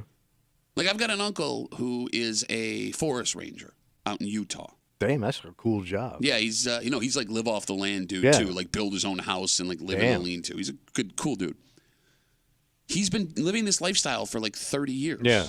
And every 6 months, we'll get a handwritten letter in the mail saying this is what I've been doing for the last 6 months. But in between letters, I don't know if he's dead. Right, yeah. Right? I don't. But you know where and what he does for a living. But no. It's not a sudden change of lifestyle. Okay. That I understand. He's not living in Utah selling State Farm. And all of a sudden, he went out into the wilderness. Yeah, I mean, there's a little difference. No, I get it. Yeah. I just think that our view of this is a little bit stilted based on how we live our lives every day. Because we're all in constant contact with every person that we love. And it makes this seem insane. And again, as a parent, I get it. But at the same time, where is the line of what life I want to live as an adult versus what I am obligated to tell the people around me? All right. I mean, you are. I mean, listen, it's a free country, and you're an adult. You can walk off and go do whatever you want to do, you know. But if you have people that love you and care about you, you really are putting them in a really bad spot. That's fair. Because you know where you are. You know you're okay. But your mother and father, your brothers, sisters, extended family, your grandparents, you give your grandmother a heart attack. But what if I'm not talking to my grandmother? You almost killed your grandmother. You happy now? What if I'm having friction with my parents? What if I'm having friction with my spouse? Right? All right. I mean, listen, I understand. And I'm not implying that's the case here, but we don't know the situation. But I guess it's so hard. What makes it scary now, too, is this kid went completely out the grid. To your point, with everything we have at our disposal today, it's almost impossible to do that. Yeah. I mean, I'm impressed that he made it what seems to be all of this time living in the woods by himself at 22. Man, how he didn't run into somebody that could have done him bad. You know what I mean? Like out there by himself, he's got if he doesn't have anything on him, just struck into the woods. Okay. And somebody comes up and kills him, tries to rob him. You also have an idea of what people do on trails that may not be true. Bro, we all saw Deliverance. Okay, that wasn't a trail, that was a river. Well, yeah. How do you get to rivers? Trail. There's roads that go to rivers. Not in that movie. Ain't no trail go this way, son. Ain't no trail go this way, son. Boom, boom, boom. And you look like a kid that has money. I don't know. You live on a trail for a week. I don't think anyone looks like well, that. Well, he might smell, but he still looks like he's got money. He looks like a kid that probably has money. I would be. Probablys. You walk around with an RIT sweater on. Okay, how do you know he was wearing an RIT sweater? And by the way, how would anyone in Pennsylvania know what RIT is? Everybody knows RIT in the woods. In the woods? It's a very woodsy college. It's the opposite of that. It's the most technology college of all time. But he just looks like a rich white kid walking around. You don't. He does. Okay. Anybody in the week with a week in the woods is going to look homeless. Everybody. Every single person. True. But I don't know. But here's the thing: it's that I don't know this as a parent. Okay. I don't. I know what my kid looks like. You're right. He walked out the door. I don't know what cash he's got in his pocket. Sure. He looks like a target to me. Okay. No. And as a parent, I'm freaking out. I get it. All I'm saying is that you think I already paid the tuition. You think that everybody that goes hiking is secretly a serial killer that wants to put their fingers in places on people. There's that group, and then there's the rich-looking group, and those groups better not come across each other. That's all I'm saying. All right, well. Bad news. But thank God. Yes, thank God the kid's okay. I could not believe the ending to this story. I thought my wife told me this yesterday. I thought she was lying. I thought she was lying. I thought it'd be a national story, and I got a little disappointed in that, too. Oh, I bet you it will be. Come on, man. It should have been right now. We always get stiffed on the national stories. See, he wasn't like 17-year-old blonde girl, so like they didn't cover him in the first place. Yeah. Yes, you're absolutely right. All right, let's take a break. Okay. Big news from the NFL yesterday. What happened now? Well, no, it's good news. Oh. Well, I mean, it depends on how you feel about these types of games because the NFL has been playing football all over Europe the last couple of years, and they're making a trip south. Oh, is this the one I've been pulling for? I don't know. I can't remember. I'll tell you where it's going to be. Stop that. Next year, they will have a new continent that they will be playing on for the first time. Continent. And well, that ain't a continent. The one I was thinking. Everything's on a continent, you idiot. You said new continent. Oh, my God. How far south they going? We'll tell you where. Oh, God. And if you like those international games, great news. Yeah. In a couple years, they'll be double. Wow. And we'll get into it next to the break. 96.5 WCMF.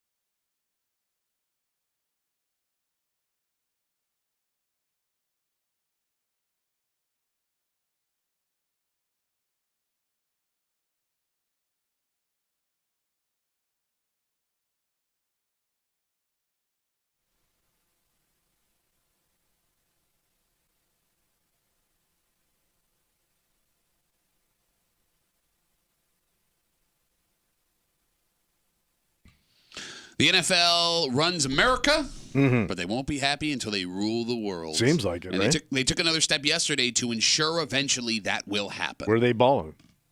You're hanging out in the break room. Rochester's Classic Rock 96.5. WCMF will jump right into it. Yesterday, the National Football League announced next year they will play their first ever game in Brazil. Damn. The first ever regular season game played in South America. So, have they ever played football down there? It's all soccer. Yeah, I mean, I don't know if they have American football at all, but look, they're strategic with this stuff, right? They know where the hot spots are, where people are going to buy tickets. And to go a little football nerd on you, did you know, Tommy? I did not know. That every international region has a team that is allowed to, I guess, advertise there. Oh, so like the Cowboys could advertise in Brazil. Yeah, well, no. Like, I think the Cowboys are Mexico, like They're certain parts big of Mexico. in Mexico. Brazil is owned by the Dolphins. The Dolphins. That would make sense. Very Yes. tropical. So it makes sense that the Dolphins next season would go to Brazil and play some opponent. Damn. You want to talk about the trip of a lifetime, man. I don't know. Carnival? He's going to be there? I know they get naked. That's what I'm saying, man. A lot of cheekage. Yes. Brazil got the, and a lot of coffee. Yeah, like cheekage and coffee. Yeah. Coffee and a Cheekage. cheekage. Cheekage and a coffee. Okay, we went to London this year for the Bills game, and that was remarkable. It was like nothing I'd ever seen before. If the Bills play in Brazil, You'll hate it. Why? Well, think about it. Do you think about the cheekage though? The cheekage.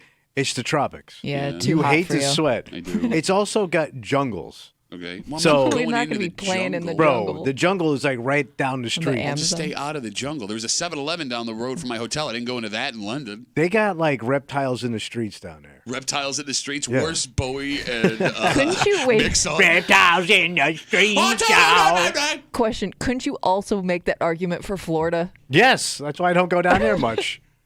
Yeah, you do. It's very. I want to tell you something else. What? Brazil, dangerous. Well, that was No.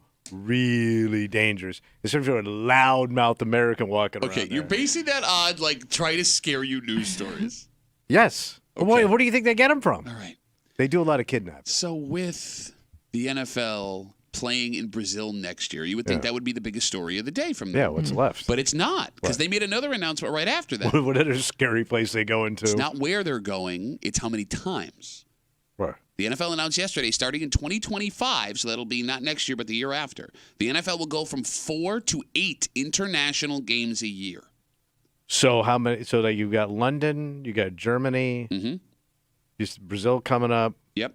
What's left? So They do in Mexico. If I'm not mistaken, they did 3 games in London. They did 2 games in Germany. So you got 3 left. No, hold on. Yeah, then you had Brazil. Mexico City is also on there. So you would think it would include, Tommy, multiple games in England and Germany where they've had them before. You have Brazil. Mexico City is the potential landing spot. Also, the NFL said yesterday they've been scouting locations in France and Australia to host games. How the hell you going your ass? That's like a 24-hour flight. It's got to be 2 West Coast teams. It's got. And I would also. They got to even be bitching though. It's got to be 12 hours for them. There's no guarantee. They said they were scouting. I'm sorry. There's like a weird amount of Australians coming up, like through the college system. I think it's because rugby and right. So I can understand why that could potentially be a huge Right. market for them. Yeah, I mean, yeah, and look, we're at the There's point. a stretching it too thin though. Okay, Because you're going to wear these guys out. Look, I agree with you. I hate as much as fun as the London trip was. I hated it for the Bills. You could tell that it was an issue. Yeah. But that being said, there could be an NFL game on every continent that isn't frozen over in the same season if they can figure out how to get to China. And you would think that maybe Australia is a landing spot to get to China All right. because it's not that far away. Okay. Then you got India.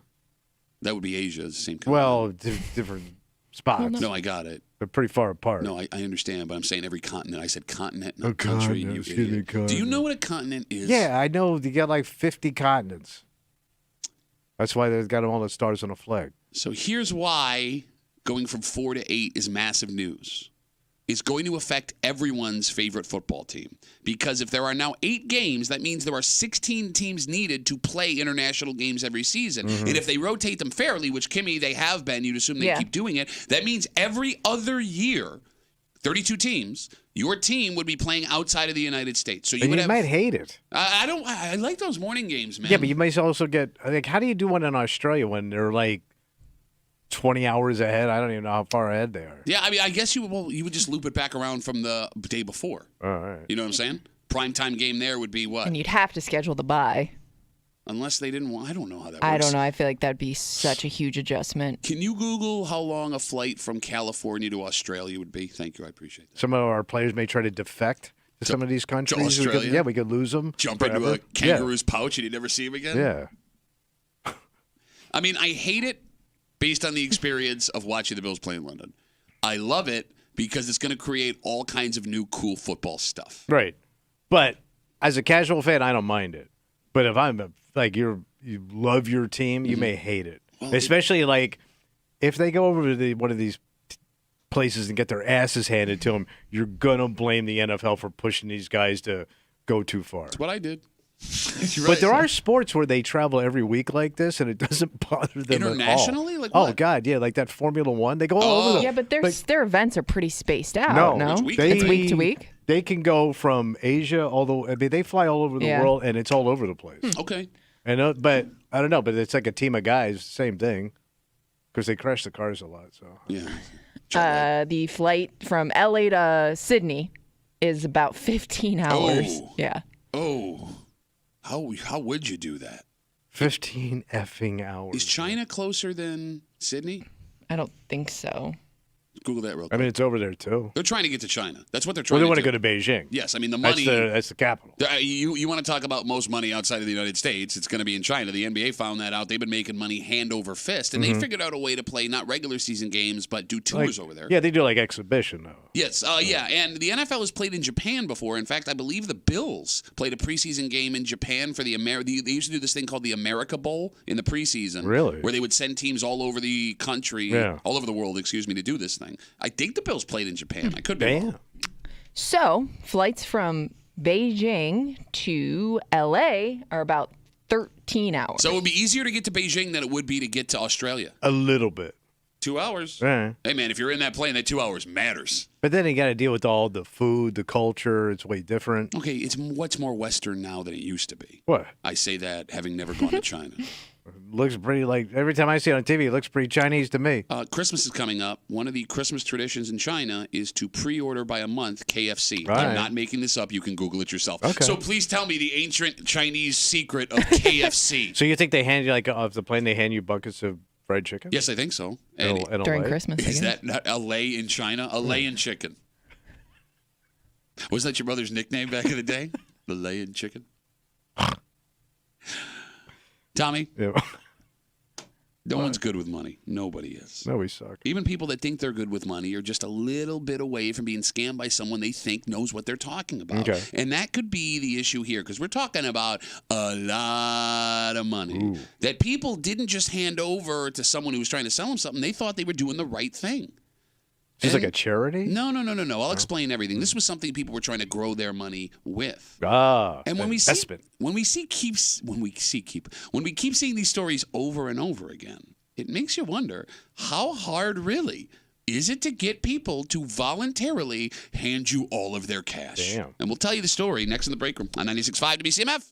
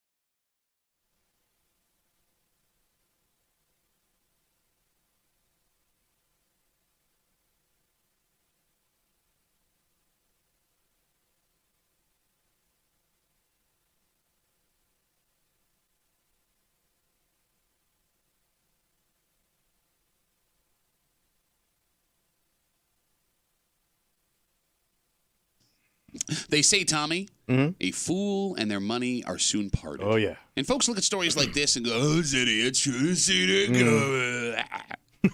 But the fact is, there are so many stories like this. Maybe it means it's not a fool thing. Yeah. It's a trust thing. All right. And when folks decide to trust you, maybe it's easier than we think to get people to straight up hand you. Just give you money. Their hard-earned money. All right. You're hanging out in the break room, Rochester's Classic Rock 96.5, WCMF. Tomorrow night's the night we honor a Rochester icon at Three Heads Brewing, 7 p.m. as we celebrate 30 years. And you gotta say it like that. Of Tommy Muley on WCMF. It's called Tommy Muley, This Is Your Life, a multimedia extravaganza. Kimmy and I walk you through Tommy's life from birth to the amazing man you'll know today. Original music, 7 songs celebrating the man we love. Never before seen pictures of every part of Tommy's journey, all performed live and on stage. Tomorrow night, 7 p.m. Can't wait. Three Heads Brewing on Atlantic Avenue. I love the closer we get, the more anxious I can tell he's getting. What are you scared of? You and you. You. Both yous. Both of you. Shut up, you Run bitch. your mouth. Don't be a bitch. Shut up and take it like a man. We're going to give it to him like a man. Tomorrow night at Three Heads on Atlantic Avenue, 7 p.m. No ticket needed. But do keep in mind, I mean, you know, it is a venue that has walls, so there is a spoiler word. Limit. So there you go. Yeah, all right. So we'll see you tomorrow night. Right. Your friends here on CMF. An Ontario County man was sentenced last week after a fraud scheme that netted him some serious cash. What happened? Authorities say the 60-year-old man, quote, positioned himself as an investment advisor from November of 2020 to November of 2022, so 2 years. According to the story on News 8, in that time he was given over $1.7 million from 8 different investors. Oh. And the way this works, Tommy, investors expect you to invest that money. Yes. That's why turn and make a profit. Yeah, that's why they're investors. Turns out this man did not invest that money. Authorities say he spent the money for his own personal use and deposited some of it into personal bank accounts. All right. He pleaded guilty. He was sentenced to 2 years behind bars. That's it? That's actually higher than we normally see. Oh. He also has to pay back just under $1.5 million of the money he admitted taking. So the story has a somewhat happy ending. Yeah, if you get your money, yeah. Well, I mean, you're getting something back. Right. He's going to face more punishment than we usually see in stories like this. But there is still the little matter of the investors, Tom. Yeah. Because they willfully gave this man their cash. All right.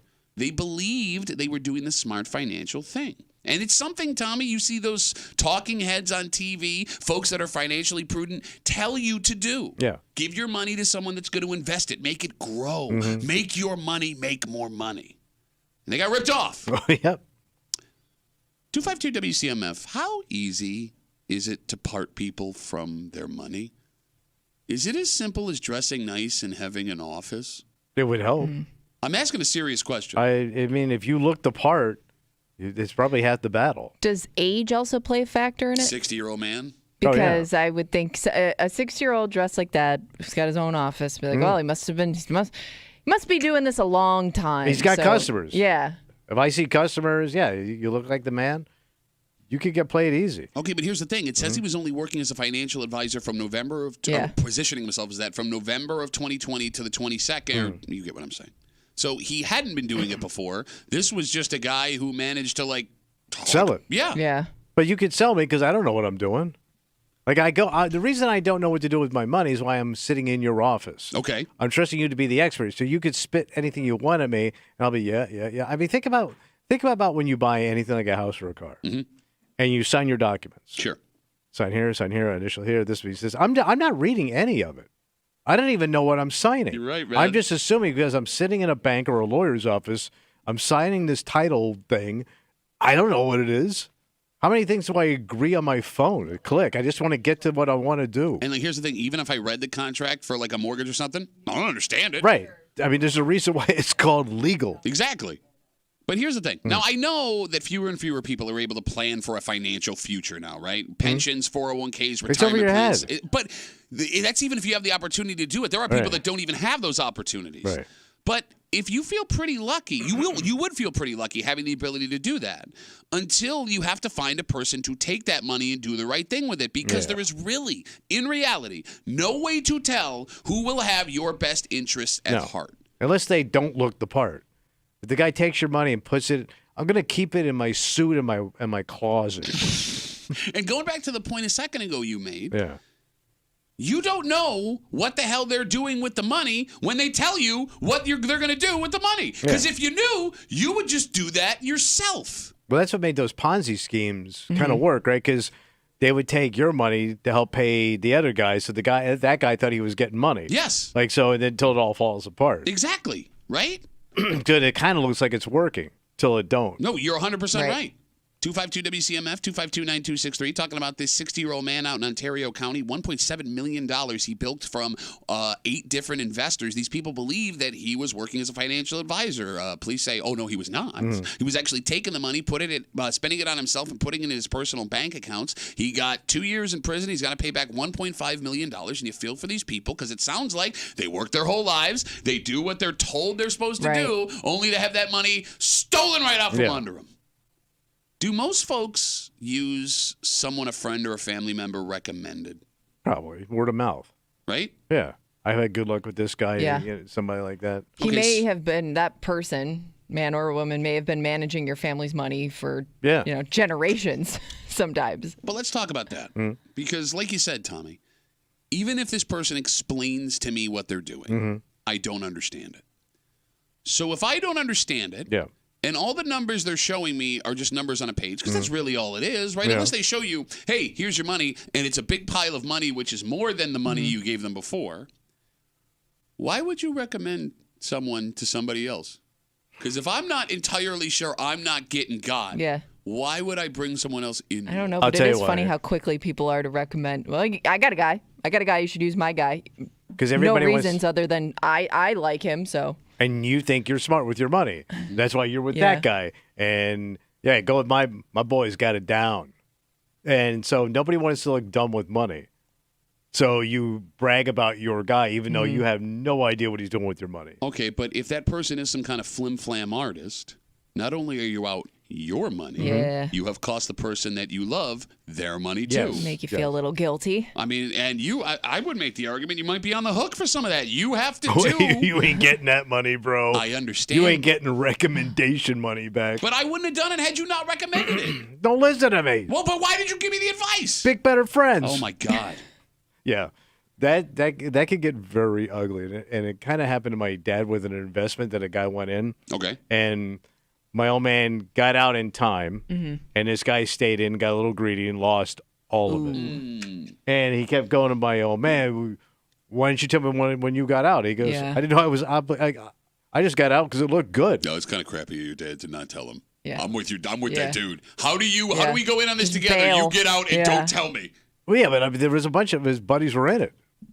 But you didn't. But you didn't say anything. No, you didn't. You didn't. But that guy really held my dad responsible for him getting. But in the end, it's your money. You stayed in because you were greedy. That dude is 100% right. Your dad is a scumbag. See, I would normally agree with you. Talking scumbag. But if you want to be greedy, don't look at me. What reason would there be for him not to tell his friend? My old man didn't have any inside information.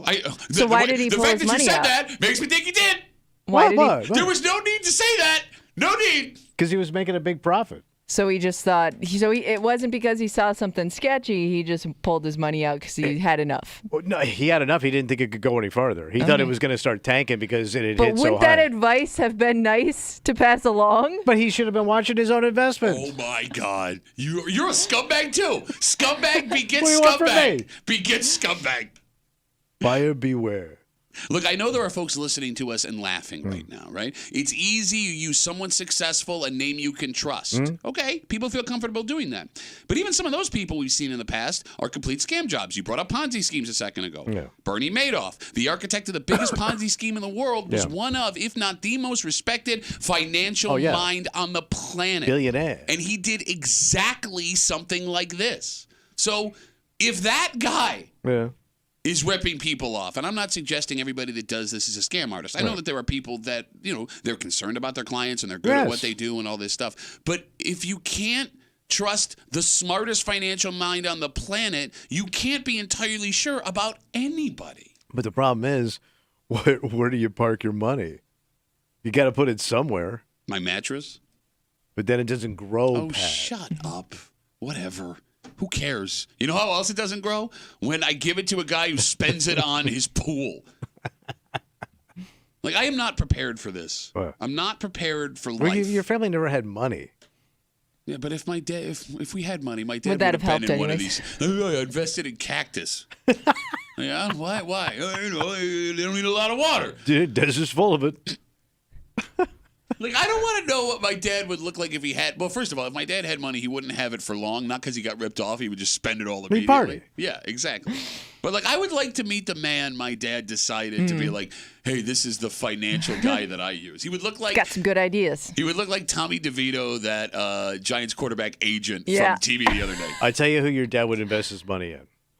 A guy that left, like, let's say your dad knew one of his cop buddies, right? Mm-hmm. Decided he was retiring from the force and he was going to go into the financial. Oh. That's the guy who would invest with. Because we used to have guys who used to sell insurance that way all the time. Yeah. I used to cut meat with, and then they wanted to try to sell life insurance. And the first people they try to get to buy life insurance is all the people they work with. You're right. It's almost like not a Ponzi scheme, Yeah. but they kind of sell you with, hey, get your friends and family involved. It is funny. Those are your how- first clients. Yeah. It is funny how people think, well, I know that guy. He wouldn't scam me. Right. We have history. He's not going to do anything bad. He's a good guy. Yeah. We got Facebook messages coming in. You can always talk. Get to us at WCMF for the fate. We got Facebook. You can write to us, and some guy did. His name's Dan. What do you say? Dan says, you guys are just talking about people with bad intentions. What about people with good intentions Yeah. that don't know what they're doing? That's true, too. That is the same guy. Well, no. When your money's gone. It's not. Well, I think like they may think that they're doing something good, and maybe they think it's a sure thing, and they're just off on the way they feel. It's all risky investment. Well, I mean, that tanks. maybe like it's a legit that. investment, but you know there's some risk. I don't know. Maybe. Yes, I guess that would be the case. But here's what they do when you see those ads on TV. What do they say? There is some risk involved, so make sure you know what you're doing. If I knew what I was doing, I wouldn't be in your office. Once again, I would do it myself. So even that is BS. And like the funniest thing is, I was in the gym the other day. Were you working out? Shut up. And there was a guy who was like, he finished his workout. He goes, I got to check the market. Like, he was like. Oh, he's one of those dicks? Well, but he must invest his money. And he wasn't talking. keeping an eye he on was it. talking to somebody else. Yeah. So he wasn't being a dick, right? Yeah. But I got like jealous. Because if somebody said, hey, check the market. I wouldn't even know how to check the market. I know what I'm put looking my for. money in the market. And I never believe that guy either. What do you mean? Like, I am checking the market. Really? What are you going to do when you see the information? Turn your phone off? Or sell or buy. I don't know. They may know what they're looking for. They ain't looking. They don't know what. It's just a bragging now thing. You're doing that Gotta thing. check the market. Now you're doing that See thing. if I'm up. They're doing that thing where we're dumb. So anybody that's not dumb. If I don't get it, how does anybody else get it? Thank you. No, but you're stupid and I'm stupid. So there's lots of people that get lots of things we don't get. Yeah, but we don't run into those people. We run into people like us. Again, he wasn't talking to me. He I was gotta talking. check the market. He's in a gym in the middle of the day. It seems like he's doing pretty well then. Great point. Yeah, every guy's sweating in the gym on a Tuesday is doing great. In the afternoon, He's not. He's got not at some a free job. time. All right, Yeah. all right, yeah. I don't Not know. Like, watching my money. you're not jealous of people that can like take money and put it in the market and make more money? Yes, of course. That's why I buy them. Okay. Let's take a break. Finances are hard. Oh, tough. Marriage can be even harder. Oh, yeah. And we're at the point now in society, Your Majesty, where we're judging people with alternative lifestyles less. And I don't mean gay, bi, straight. I mean not living, how you deal with your partner. Your living arrangements. Yeah, you got it. Right. Because a pretty amazing number of married couples have decided this is what they need to do to make sure their marriage is healthy. Okay.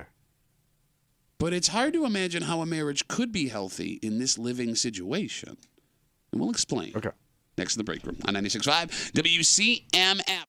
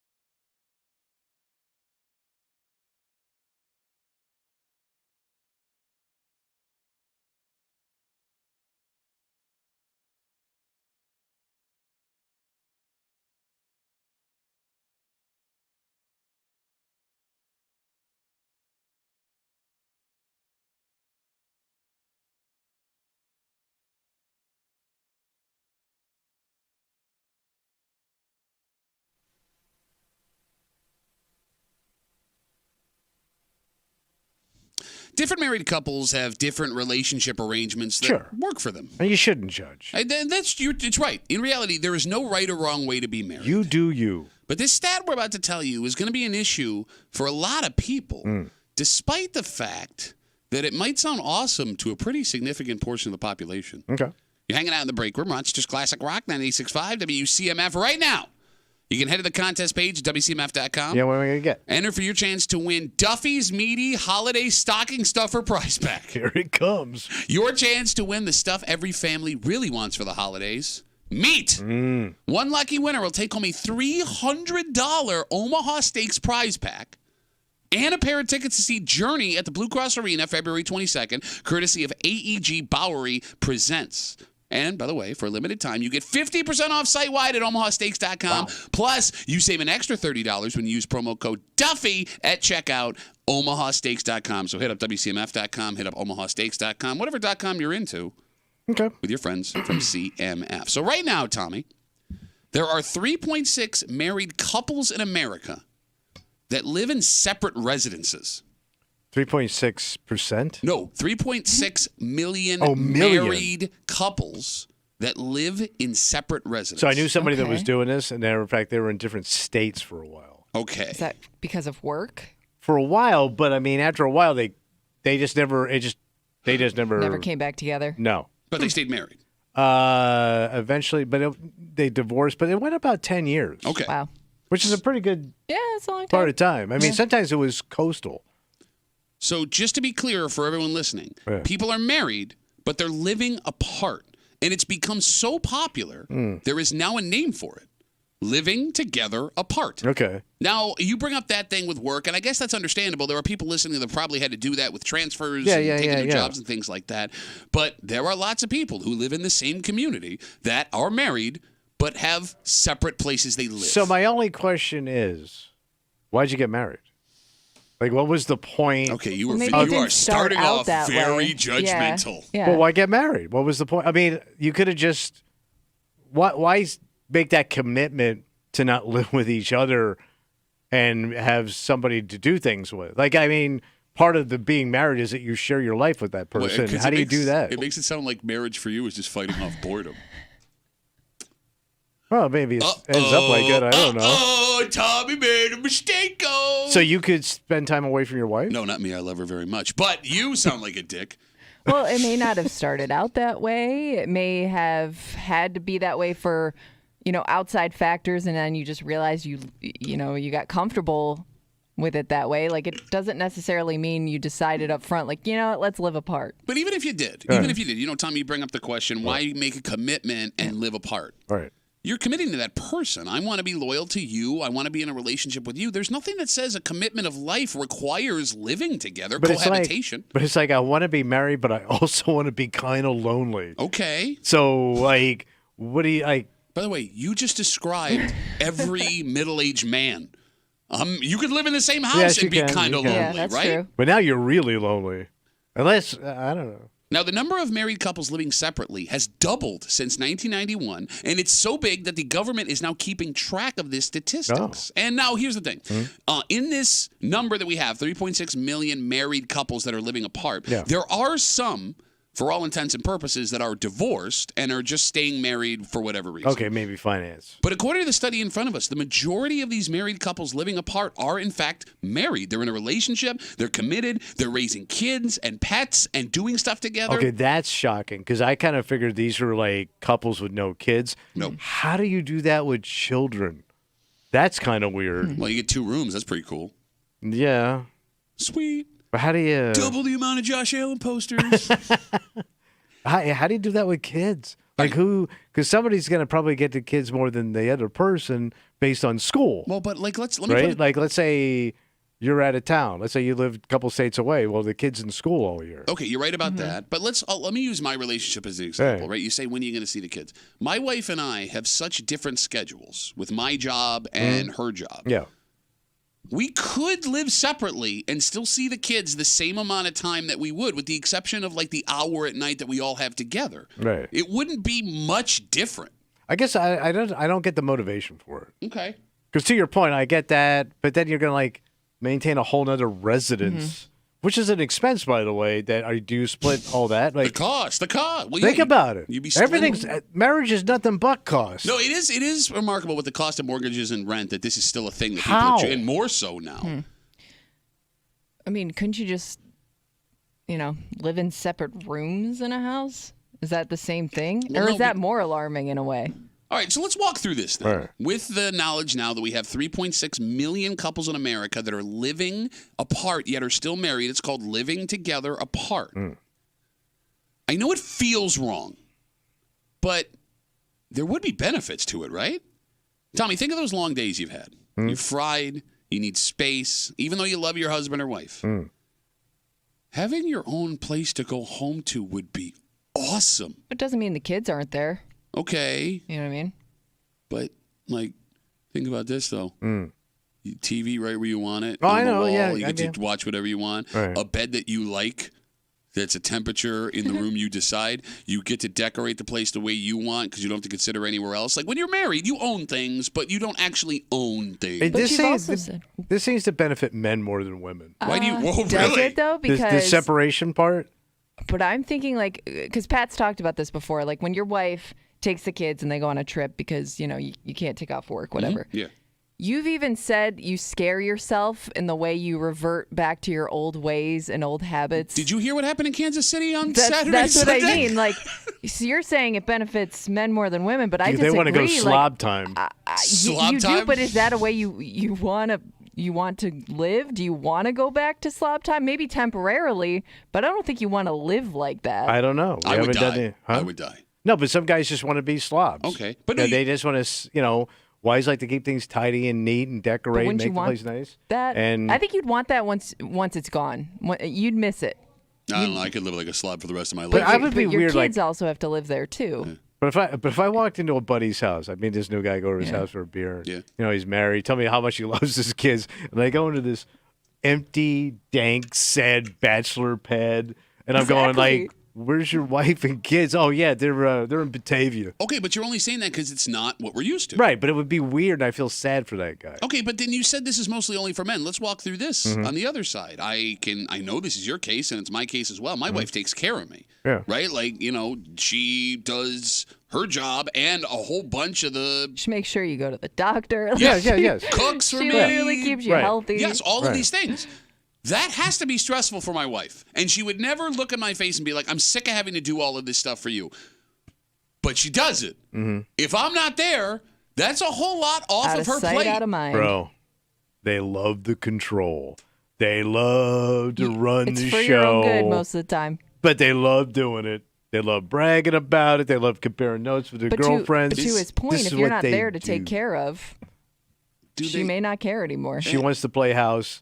I got to be in the house. Well, but does she love doing it because of the control, or does she love doing it because she loves you and wants to keep you around? They love you, but they like to control with the love, my friend. Now, here's the thing. As we talk about what the benefits would be... See the hands? Stop with the hands, man. Hands. No, I'm not.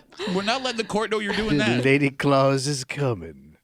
You would also be giving up some comforts. This isn't all rainbows, right? Like, you wouldn't be sharing a bed with someone you love. How about the food?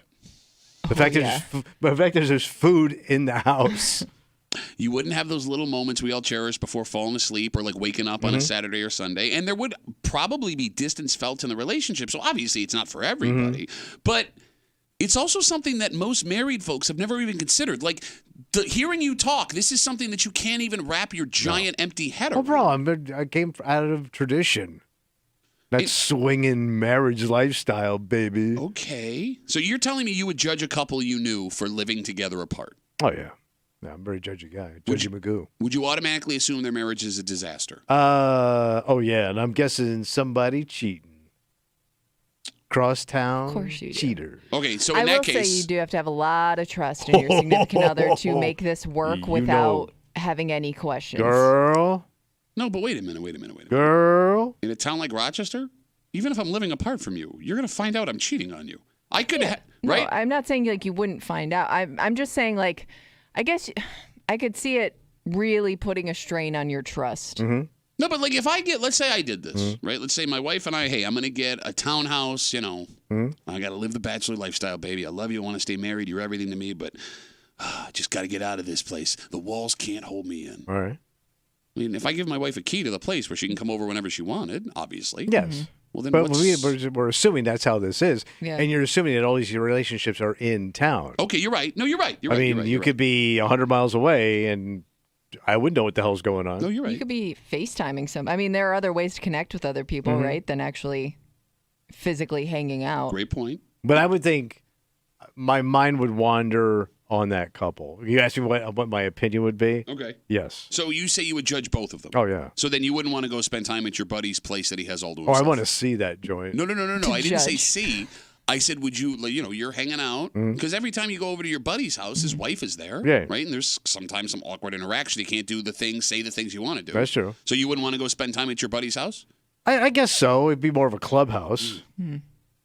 If you would enjoy the peace and quiet and clubhouse feel that he has away from his wife, it's very hypocritical of you to be like, oh, this guy's an idiot. His marriage is a disaster. I don't want to live like that. I don't want it, but I want to take advantage of it. Well, of course. That's human nature.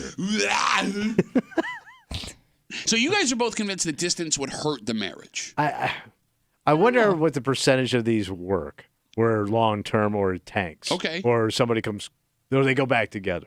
But how about this? Like, if you look at this with an open mind, and look, I was just as surprised as you guys were when I saw this study. The 3.6 million American couples are living separately. It's become so common that it's called living together apart. The distance could also make you more appreciative of what your spouse does for you. Like, they wouldn't be an automatic part of your life every day. Yeah. In a serious relationship, like we were just talking about, we all have serious roles we take. We all have roles we take on around the house. And when your spouse is responsible for dishes or garbage or mowing the lawn or whatever, it can be easy to see them for what they don't do as opposed to what they do. All right. And that would eliminate that and let you focus on them as a human being at all times. All right. You know what I'm saying? Okay. Yeah. This is not so much someone that has a job to do here that I live with. This is someone that I love and cherish and care about. So then I guess my question would be, is the goal to get back to a point where you live in the same household, or is this just a forever arrangement where you're going to be living separately? I guess, like, because to your point, yeah, you might start to see the things that you miss about that person. Does that mean, like, you want to live with them again? I think you're misunderstanding me. Okay. Not that you would see these things and miss that person. You would be doing the dishes or yourself. appreciate that person. Yeah, it's more about appreciation, right? Because not just doing a task, who they are as a person. exactly. Like, maybe you can make the argument that relationships start to hurt when you move in with that person, whether you're married or not married. Because, we all remember that feeling of meeting someone, getting excited to go over to their house, even a year, 2, 3 years into dating someone. Like, when you have that space from them, you look forward to seeing them. Okay. I mean, I think we can all admit as married people, as much as we love our spouses, when your spouse comes home from work every day, you're not a Cocker Spaniel jumping up and down at the door for them to walk through. But if I'm not spending all that time with you, the time that I am spending with you is more special. Quality time. I mean, it is. How much quality time does the average married couple get living in the same house? True. So true. I don't know. Look, it's not for me. I couldn't do this. But it's an interesting idea. It'd be also weird, too, if you're like a very social couple or if your wife's very social and then you're not there to do those couple things with her. Well, says who? I mean, I just come pick you up and we'll go. But that might be an issue because I'm not there all the time. Like, if I'm not there and she wants to do things, let's say her friends are going to go do something. Okay. And I live 100 miles away. Oh, okay. You're talking I can't jump in a a car and go hang out and have drinks with your friends and then go home. Sure. How does that work? I mean, I don't know. I guess that's the strain I'm talking about. But on the plus side, you don't have to hang out with her friends, which is kind of nice. But every marriage, whether it's a traditional living situation or not, has those hurdles, right? I mean, whether it's schedules, whether it's needs of the kids that you have together, whether it's stepkids, whether it's exes, like all of these weird things make this strange quilt that makes your marriage unique. Yes. You know what I mean? Yeah. So for us to sit here and be like, well, for you two, because I'm not judging, I am being very open-minded. For you two to sit here and be like, this is weird.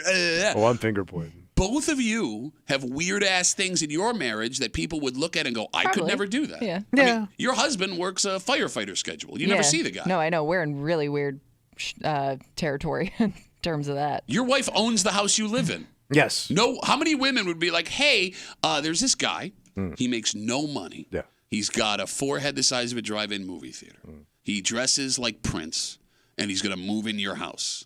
How what many a steal, How many women are signing up for that? Well, it's a steal of a guy. Also, when he knocks on the door, you can't see him because he's below the peephole when you look out the window. I'm sorry, I've been writing roast of you. I got a lot of insults lined I'm sure. Tomorrow night, 3 Heads Brew, 7 p.m. Let's take a break. Okay. Bills play Sunday, 4:25, live right here on 96.5 WCMF. Cowboys coming to town. It's a big game, Tommy. Oh, boy. Kimmy's going to be hanging out at the Bill Gray's Tap Room in Seabreeze, the Seabreeze Tap Room. Okay. So you can go watch the game with her. We know that the Bills' popularity has exploded in Western New York the last couple of years. Oh, yeah. Thank you, Josh. But it's not just Western New York. Where else are they going? What if I told you that the Buffalo Bills are more popular than one of the most popular franchises in the world? The world. The world. How'd that happen? I don't know, but we'll get into it next to the break room. 96.5 WCMF.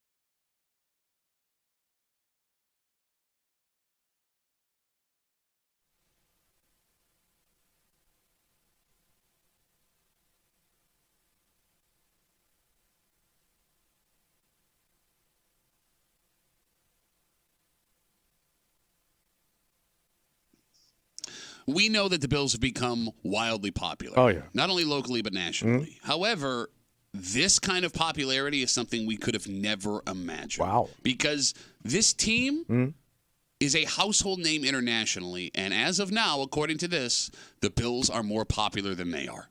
Damn. You're hanging out in the break room, Rochester's Classic Rock 96.5. WCMF. Just after 9 o'clock this morning, there are things in your house that you don't want, but you can't get rid of them. This doesn't apply to you ever, Tommy, so you can just sit tight. Okay. Because when that item is tied to someone you love that may not be here anymore, it's a hard decision to make. Oh, yeah. And we'll get into it just after 9 o'clock here in the break room on CMF. The Buffalo Bills are the most popular team in the state of New York. Okay. All Think right. about that for a second. Yeah. Well, the other two teams kind of suck. No, we're not talking just football. Really?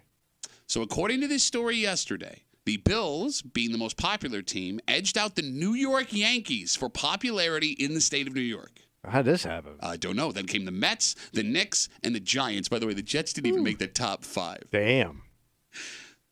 You shocked? Yeah. How are you dethroning the Yankees? Okay. With all that history. So it's something to stick your chest out with, Kimmy, as a Bills fan. A lot of pride. Well, you and I can. The only football team in New York. I'll make that argument every time. Love it. Love it. Okay. So here's the thing.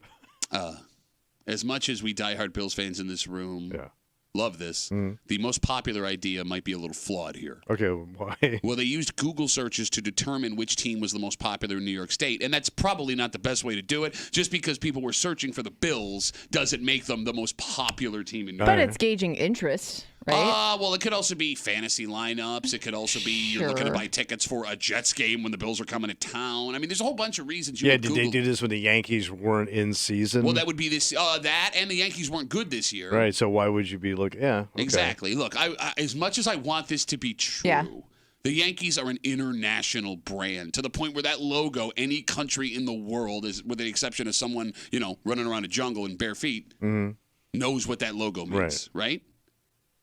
Unless the NFL is now so powerful that a small market team would be more popular than arguably the most recognizable sports franchise in the world. Is that possible? Well, this is talking. Is this talking This just is in New York State. interest in New York? But it's the effing Yankees. Yeah. Right. I mean, even if you split Manhattan, New York, that area down the middle, which you wouldn't because there's more Yankees fans than there are Mets fans, there would still be population-wise more people down there than there would be combined in Rochester, Buffalo, and Syracuse. But you're also not taking into consideration you either love or hate the Yankees, and I don't know if you can make that argument for the Bills. Like, do people hate the Bills the way they hate the Yankees? No, but there's Yankees fans everywhere. Yeah. Every town's got Yankee fans. Like, die hard, hang out a flag, wear the jewelry, wear the hat every day. I love how you went jewelry first. Because you know what I'm talking about. Next to the horn. Look at it. Look at that. But they're in every hamlet, man. They're in every town. Yeah. You don't have that with the Bills. You're right. So to beat that is impressive. Even if it's off-season, I wouldn't think. All right, so here's what would be interesting to know. So the Yankees this year were not good. Do you think more people nationwide, if you added them all together, will have watched the 17 Bills regular season games this year? Or did more people nationwide combined watch the 162 Yankees games this year? The combined? Combined. Oh, it's got to be Yankees. Okay, so I would think knee-jerk reaction, maybe you're right. However, if we break this down, just the amount of people that watch. Exactly. Combine just eyes and on they have the their game. own network. Okay, but you have to have that network to watch them. Right. It's not always easy to find unless you're a diehard Yankees fan and you're willing to invest that time and money. And I don't know how many Yankees fans are that deep into baseball. And they're always the here national. we go. Now she's taking shots. Oh. I mean, you could be a fan of the team and not watch every game. Be a man. Huh, so I don't know, Kimmy, would you argue that the Yankees have the lowest percentage of diehard fans of any baseball team in the country? No, I wouldn't say that. I'm saying percentage per capita. Wise, Yeah, baseball. Say that again. Sorry. The number of Yankees fans that are diehards versus other percentage for teams. I don't think baseball fans watch every single game of their favorite team. Okay. I just think it's almost impossible. No, I get that. So you maybe watch like when there's a big series coming to town or games that really matter. Whereas with football, there are less games, but those games really matter. And the Bills were always on at times when you're ready to watch them, and they're almost always free places to watch them. Where the Yankees, you have to have Yes Network. Sometimes they play a bunch of day games depending on who they're playing. But they also play a lot of those national games of the week on ESPN or on NBC on Saturday where it's the Yankees and somebody. Yeah, but if you look at the ratings for NFL football versus Major League Baseball, look, I don't know what to think. It's possible that there will be more eyes on the Bills this year watching their games than there were on all 162 of Yankees games. And I could see how this would happen recently, especially with the Bills being good and being featured more nationally than they've ever been.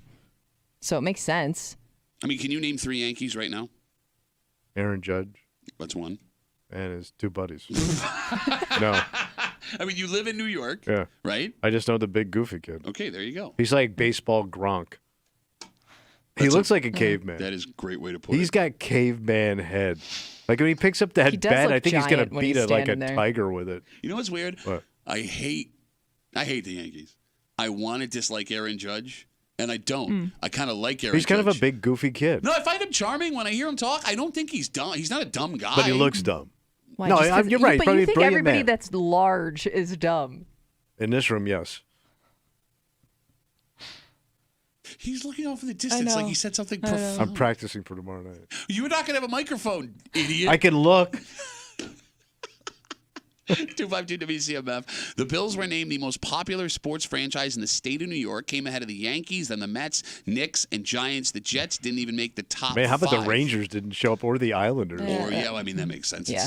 But that's like really low. Well, I'm guessing the Rangers have been around almost as long as the Yankees. No, you're not wrong, but I mean, hockey That's also split with the Islanders too, right? Well, and it's a regional sport, right? Yeah. Although in New York, you're right. I mean, hockey is a very popular sport, but you're talking about the dominance of the NFL. You're talking about the legends of the Yankees. I'm surprised the Mets were 3rd. Yeah. Especially because they had an even worse season than the Yankees did this past year. Yeah. I would have thought the Knicks maybe slid in ahead of the Nets. Yeah, me too. But again, or the Mets. Have they been good? They had a decent season last year. Right. I mean, there's promise. They got younger guys that they're trying to build around. I don't know. All right. So better than the Yankees. Go Bills.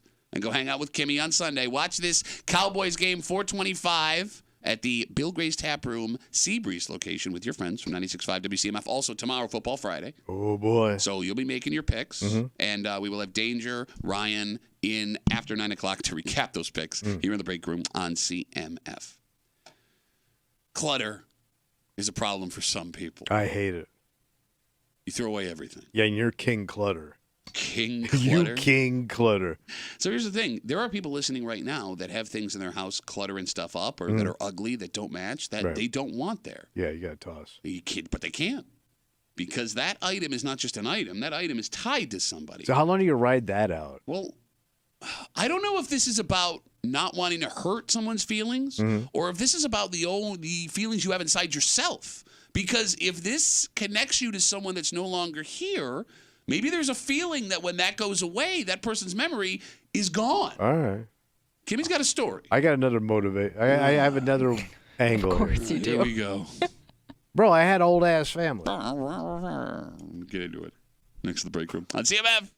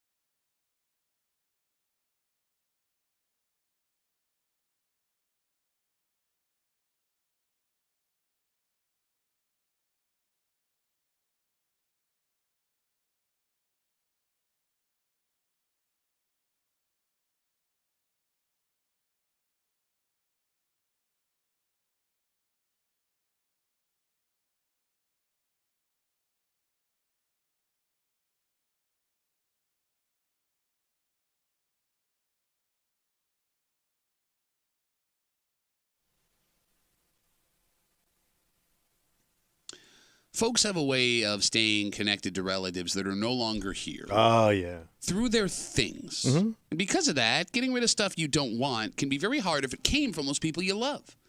But what's strange, the things that people feel they must hold on to because it once belonged to ma or grandma, some of those things range between functional, emotional, and something in between, because there are things you can use which you could justify completely keeping. They don't make them like that anymore, Pat. But some other stuff. Yeah. You hanging out in the break room, Rochester's Classic Rock 96.5. WCMF just after 9:30 this morning. It's Thursday. You know what that means. Are we going to bitch it out, buddy? That's right. Bitch Voice Theater coming at you. And if you're a dude on a dating app looking to match with a single woman, we got some bad news for you. Oh, not good. Well, they're looking for stuff. But the ladies are? Yeah, but you probably ain't got it. Oh, yeah. I know what they want. We'll get into it just after 9:30 here in the break room on CMF. Kimmy, you said you have a friend that's having a couch problem right now. Yes, she is. So she and her husband just recently went out and bought like brand new furniture sets. Super excited about it because they've always had like hand-me-down stuff until this point. The problem that she's having is the couch that's going to go, the couch that's getting replaced is from her grandmother who's no longer around. Okay. And this is, I guess, is the only thing that she really has left from her grandmother. There's a lot of grandkids, so I'm assuming like, you know, all of her stuff got divided up and this is what she wanted. This is what she took. It worked for her at the time. Okay. And she thought it was kind of like a special piece of furniture. The problem is there's really nowhere for it to go. Gotcha. And she doesn't, you know, want to sell it. She doesn't really think it's worth anything. It's more of a sentimental thing. But she just can't bring herself to put that thing down at the curb. So she just has this couch that she doesn't know what to do with that she wants to hang on to because it was grandma's couch. There is nothing uglier on this planet than a grandmother's couch. To her credit, this is kind of a fancy-looking couch. It's not ugly. But coming back around, bro. I've never seen a grandmother's couch and go, God damn, that is beautiful, woman. Look, what you are saying, I 100% agree with. But, you know, like my wife likes to go into like these antique shops. And I see people Kimmy's age buying these old school looking grandma couches. I don't get it, man. I don't get it either. And God knows how long it's been around. Yeah. And couches get nasty over the years. Sure. For a multitude of reasons. But, you know, she saw this couch. When she visited her grandma, this couch was in her house. You know, like Granny might have done some things on that couch, bro. Well, it's that last Granny blasted on the couch? You don't think that happened back in the day? Granny blasted on the couch is my favorite Ribs Arkansas song. Granny got blasted on the couch. That's why I heard her screaming, "Damn, Daddy, ouch." I love how you went into Ali on that second verse there. Fogo. But you know, you put your ass in that couch for years. There's ass on that couch. Okay, but put that on a t-shirt. Put your ass on that couch for years. There's ass on that couch. There's antique granny ass on that couch. No, but Kimmy just brought up a very valid point. What's that? Right? Like if I she don't grew remember. up, if she We've gone grew up so far. going to her grandmother's house, sitting on this couch, laying on that couch, Remember, she napping could on picture that it in couch. the room. She could have did a big O on that couch. It's a legitimate connection to a woman who you love that's no longer here. So I understand where she's coming from. But what do you do with it? You toss it, man. It's not like they have like, you know, an extra room to put it in or anything. Like this couch is probably just going to sit in their basement, collect dust, and probably get moldy. So it's like the grandmother. The best option is to curb it. Too soon. Of course, but she just can't bring herself to do it. And by the way, who is she affecting if the woman's gone? No, but it's like, her memories. It's the last thing. She doesn't have anything. It sounds like she doesn't have anything else. She of got her a stinking grandmother's. picture of her and Granny. Well, okay, maybe a picture, but like this was given to her from her grandma's house. Hey, I'm in Granny's ass groove right now. This is where she used to get damp watching Bob Barker. Oh yeah, Bob, you really doing it for me. By the way, I hurt my back doing that. Good. Every grandmother had a room with a couch you don't sit in. Yep. And this may have been that. Okay. Yeah, the room you didn't go in. Yeah. It blows my mind, before we get into this actual discussion, it blows my mind how you cannot understand simple human emotion. Like Kimmy's making all of these arguments where everybody listening and you're is just going, talking about grooving a couch. oh yeah, we just do it, just curb it. Yeah, you gave an orgasm on it. Did grandpa finger blasted grandma. But even they realize it doesn't work for them anymore. Like, the memory. That's not the problem. Yes, it is. No, it's not. The problem is, how do you separate yourself from the last connecting thing to someone you love who's no longer here? But you're going to have to eventually anyway. Not necessarily. Because you putting it in the basement and you don't ever look at it, what's that connection? There's no connection. All right. The phone number is 252-WCMF, 252-9263. With Kimmy and her friend having her grandmother's couch who passed away. They got a new furniture set that they needed, and she doesn't know what to do with the couch. She doesn't want to throw it away, but there's no space for it. Yeah. What do you feel like you need to keep? Because there is a difference when it comes to family members between mementos and functional things. Like something like you said, Tommy, like pictures or wedding album. A ring. Jewelry. Yes. Yeah. Not wanting to get rid of that makes sense. Those are physical memories. That's a glimpse of that person in their prime. That necklace you have touched their skin 50 years ago. It meant something to them, and they wanted you to have it. But the stuff that doesn't have sentimental value, plates, bowls, chairs, tables, couches, unless they made it with their own hands, what is the reason you feel you need to keep? Right. They went to the store, they bought it, they put it in their house. Same way you do stuff. But the couch is complicated because couches were a lot more, what's the word I'm looking for? Unique back then? Okay. Right? Right. Like, I've never seen two grandma couches that looked exactly the same. Okay. Yeah. They never made two identical grandma couches. They kept making new and unique, ugly ones. Now, my brother is big into this. Like, he has, like, my grandfather's, like, bowl, and he's got the cup over here. Like that, but it just sits on a shelf. Okay, but it sits on a shelf because it reminds I him, guess. right? It does, yes. But I guess Grandpa sipped his booze out of this thing. But I mean, his skin touched that cup. You don't understand the significance of that? I guess, but I mean, let it go, bro. No, so you don't. By saying that, you don't understand the significance of it. All right, I'm going to ask some questions. And then we're going to go to the phones because there are now people lined up wanting to talk. Where do you draw the line on what you keep that is functional versus not functional? And furniture is functional. It can be. The plates and the cups can be functional. Right. The jewelry doesn't take up a lot of space, nor do the pictures. Clothes is where it gets complicated. No, it don't. Clothes? Do you know people who have kept their dead relatives meaningful clothing? Not that I know of, and that would be weird. And do you wear it? So I have 3 friends who have done this. I have a buddy who has his grandfather's Navy uniform. Okay, that's different. It's, it's cool. It's it's American history. It's American history, man. Man. And by the way, that has value to it. It's a piece of history. Yeah, but I don't know. There's probably a bunch of naval I don't know from what war it's from. It's probably Korea. I have a friend of mine who has her grandmother's wedding dress, but she doesn't want to wear it for her wedding. She just keeps it in the closet. Yeah. Kimmy, you understand that, right? As she nods her head over there off mic. As we talk about keeping clothes from a dead relative. Yeah. I guess there would be some special things that maybe you hang on to, like a wedding dress. You may feel really guilty giving that up. So I also have a buddy who has a suit his dad got in the 1970s. His dad passed away when his dad was like 17, and he's never worn it. And he won't ever fit into it, but he's insisting on keeping the suit. All right. That's kind of weird because you can't, it just hangs in a closet. But I got a piece of there. It's a piece of his dad. Mm-hmm. Do you have any clothing from dead relatives, Kimmy? I don't think so. I do not think so. Tommy's so emotionally stunted. He didn't even. I kicked that door open for you, and you looked out the door and went upstairs. You son of a bitch. You know what? He's nervous for tomorrow. That's why. Oh, is that what's happening? Yeah. Somebody's backing off now? Be careful. Everybody be cool to me. I've been a dick for 30 years, but don't be too mean on a stage of 3 heads.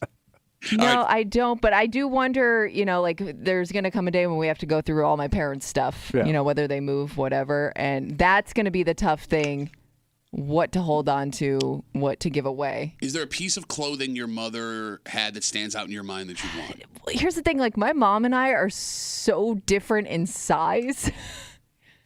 Like my mom is 5'2". And she has style. Sure. It's not like my mother something. Has style. Shut up. It's not like something I could wear again. It would just be to have it in my closet, which is I don't know. So you couldn't see yourself doing something like that? I don't know.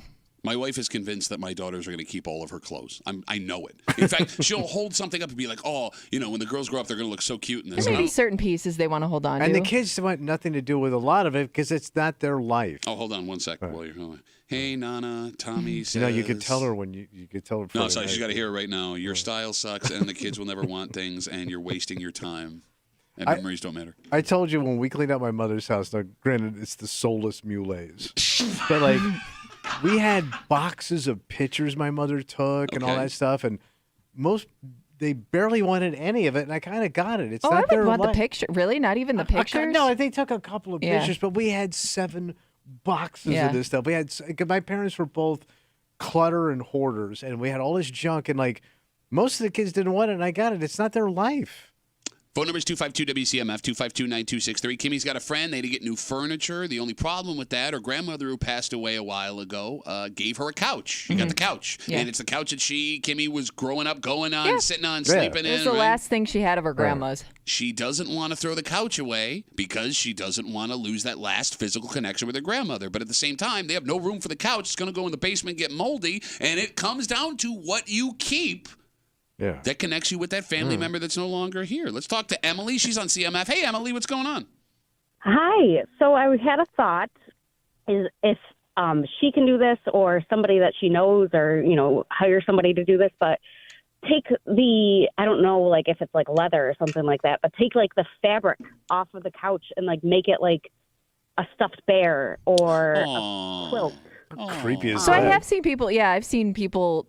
Take like old clothing, because you brought that up earlier, and make it into something else. That's getting weird, man. Why is I guess you're right, but I don't know. I don't know how. Hey, let's cut up Granny's skin and make a hat. I don't know how cool she would be. It's getting gross, man.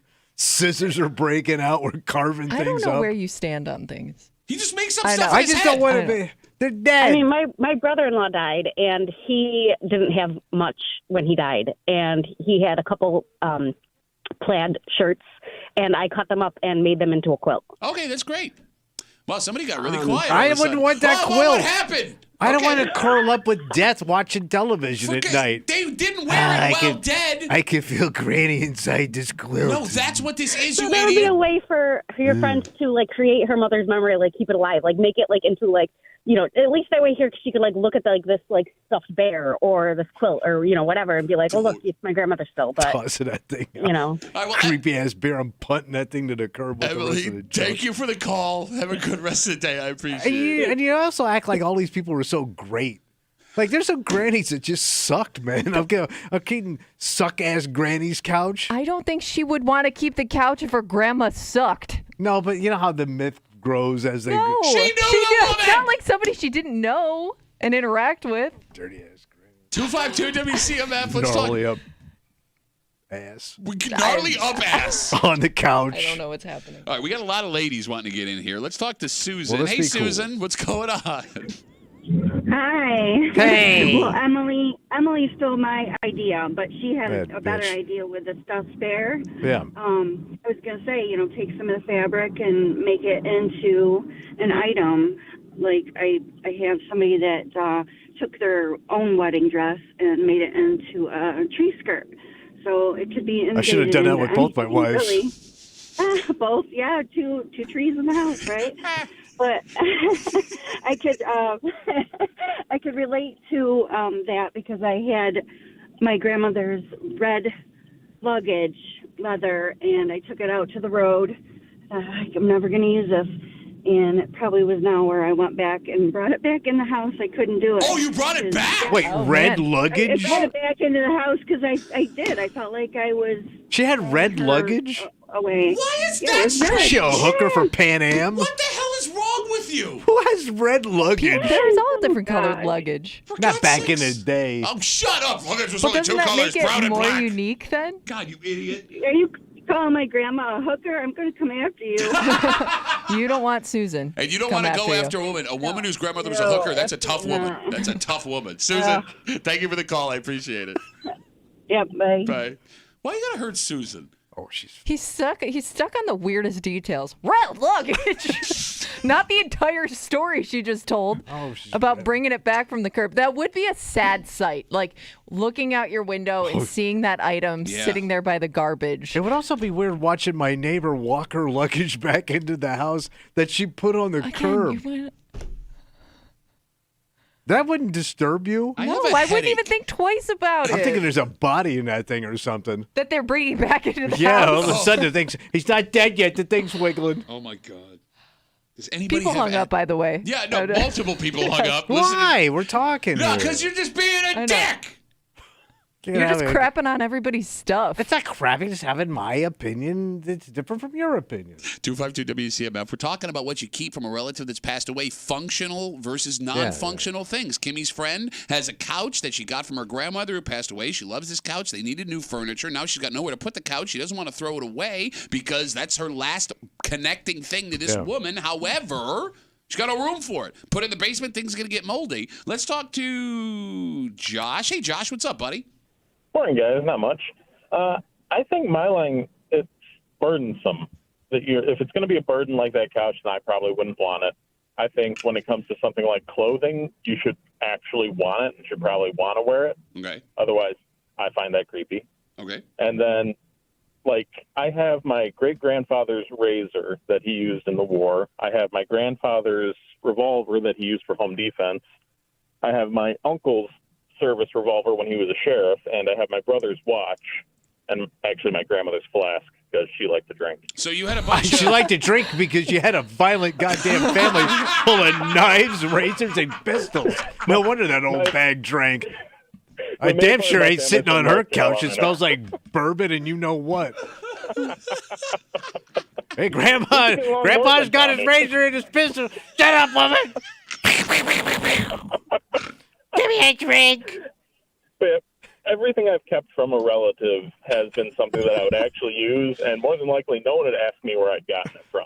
Okay. But if you have something that just sticks out like a sore thumb, and you have to explain it every single time, or something you just can't physically get rid of without a lot of help, I wouldn't want it. Okay, but here's the thing, Josh, I understand where you're coming from, but I also think that when that family member passes away, if they meant a lot to you, that thought of what I can use and what I can't use kind of flies out the window. You just want something because there's going to be nothing left of them soon. Oh, I completely agree, and I wouldn't begrudge anyone that did take something like that. Just I would find clothing creepy personally, and I wouldn't want it personally. You got your grandpa's razor and clothing is creepy? He shaved his balls with that, Josh. He did. Did they shave balls back then? Back in the war, yeah. You didn't want to get lice. Oh, yeah. Josh, thanks for the call, buddy. Hey, Josh, quick question. Now that you realized your grandpa shaved his balls with that razor, have you used it on your face? I have used it on my face.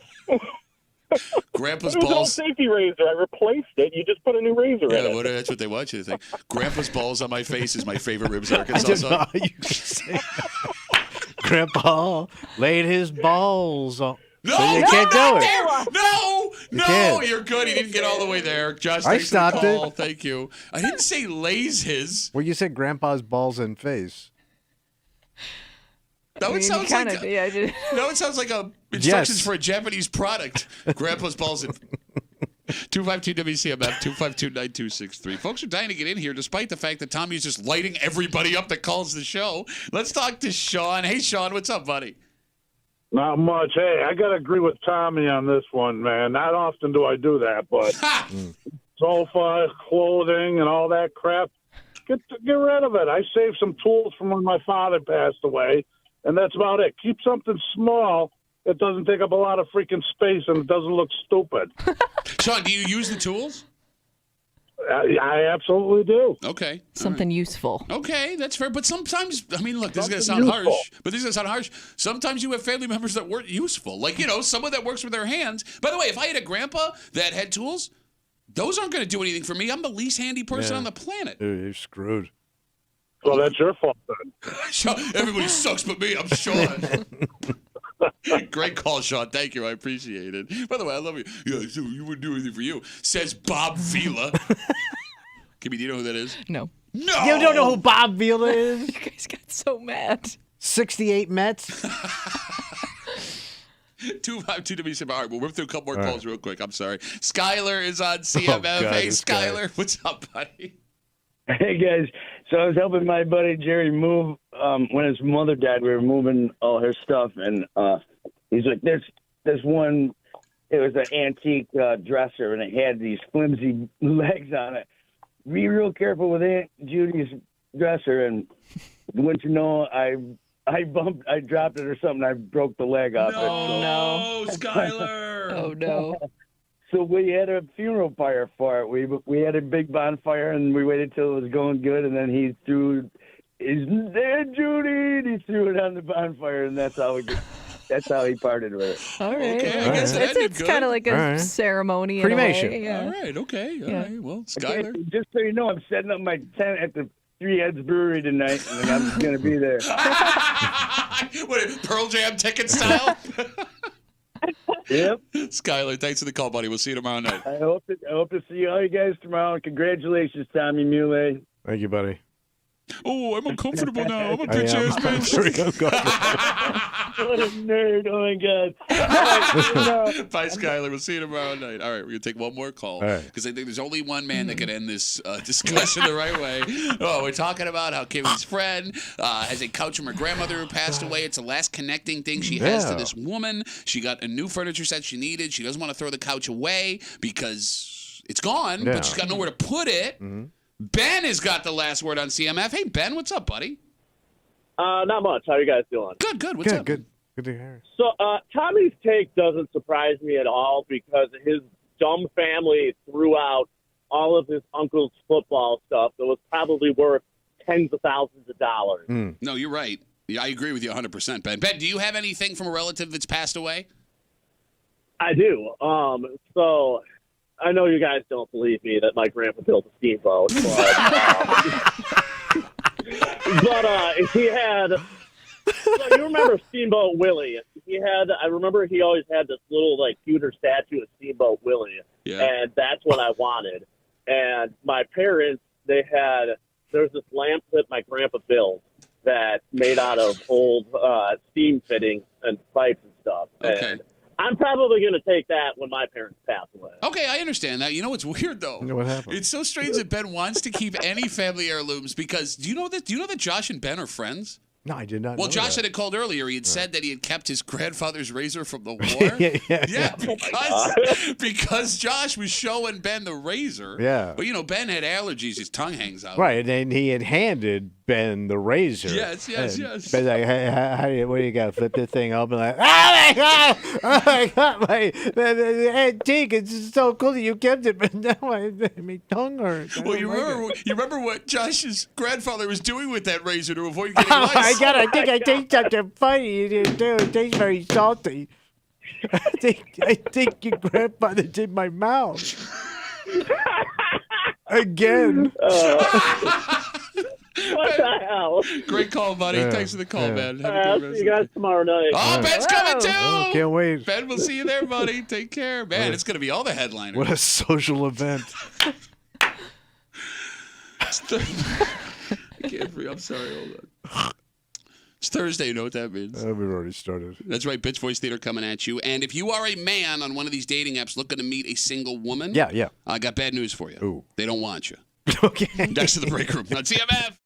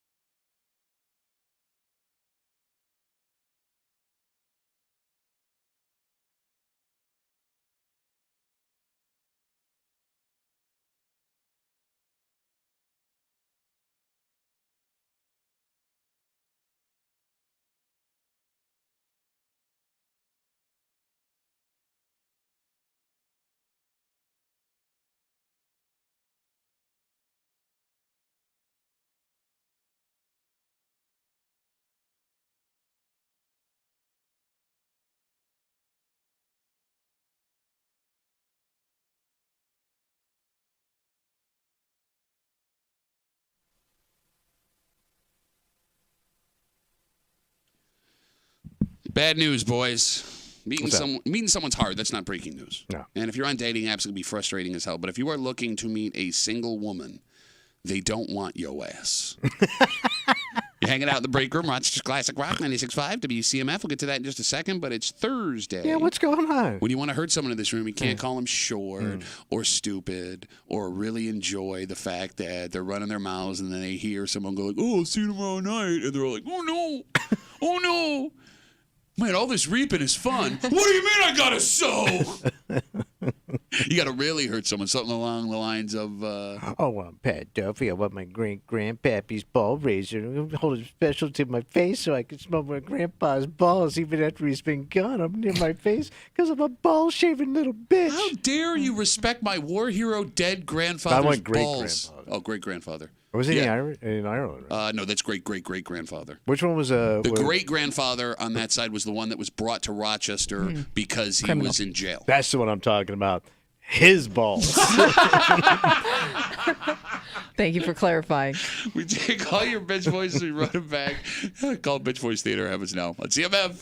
The Break Room now presents Bitch Voice Theater, starring Thomas Muley and accompanied by Patrick Duffy. Pat Duffy, I want to dress like Aaron Rodgers' dumber brother today because I'm just an Aaron Rodgers' dumber brother. Look, a little bitch. If Aaron Rodgers' brother is dumber than him, I don't even. How is that How's possible? that guy doing? Get a mirror. Getting crazy. Oh, you scared? Yes. Oh, you scared of me? Yeah. Oh, my name's Tommy, and I don't want any ham or muffins or cupcakes or cake because I'm afraid a family member's going to do something violent on Christmas time because I'm a scared little bitch. I don't want to wet myself. Oh, I'm Pat Duffy. I look like a 1930s chimney sweep this morning.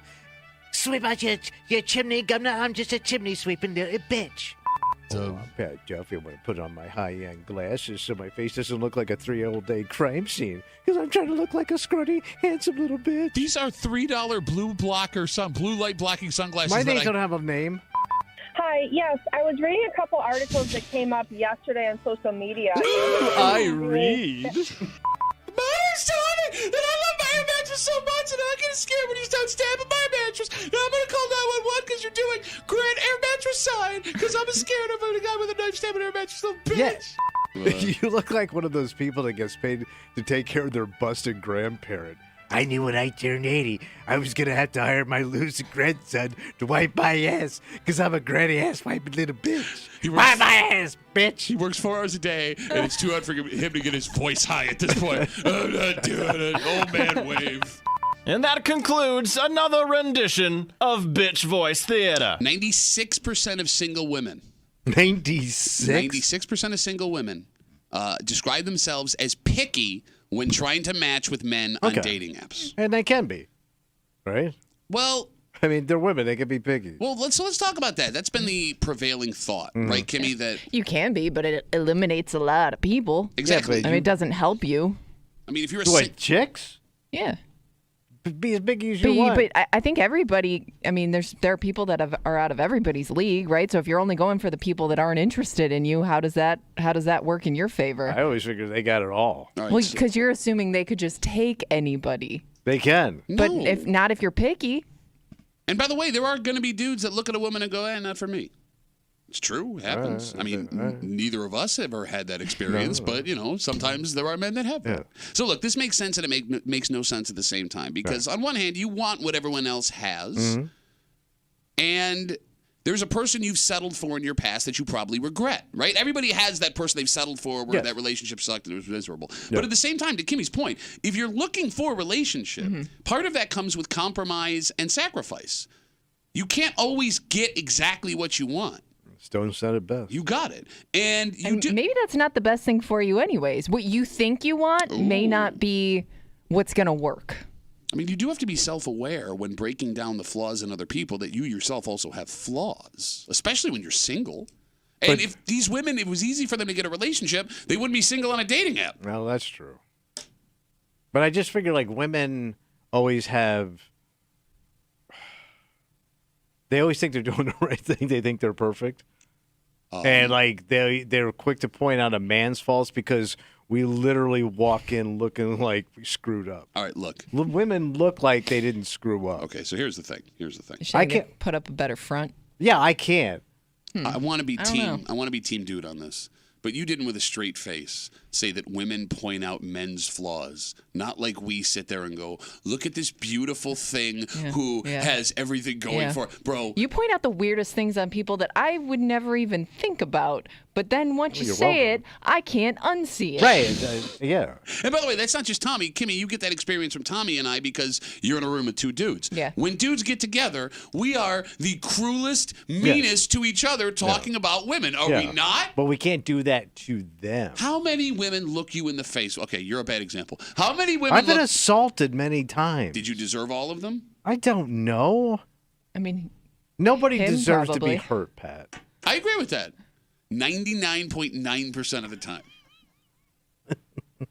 So in this study where they talk to women about how they're trying to choose their partners. Yes. So this is specifically on dating apps. Women say their pickiness is driven by three things. Profile red flags, but we don't have a list of what those are. Deal breakers, which also sounds like a red flag. Yeah. No, deal breakers could be something that you just don't like that other people may like. Like, I only date people with blue eyes. I'm in. Like, that could be, people have weird deal breakers like that. And the final one is looks. So the red flags and deal breakers come ahead of looks, according to these women, which I don't know if I believe you. You're going to date an ugly guy that believes in things you believe in? No. Yeah. No. Thank you. Over a good-looking guy? Come on. Come on. Come on. So here's where it gets a little crazy.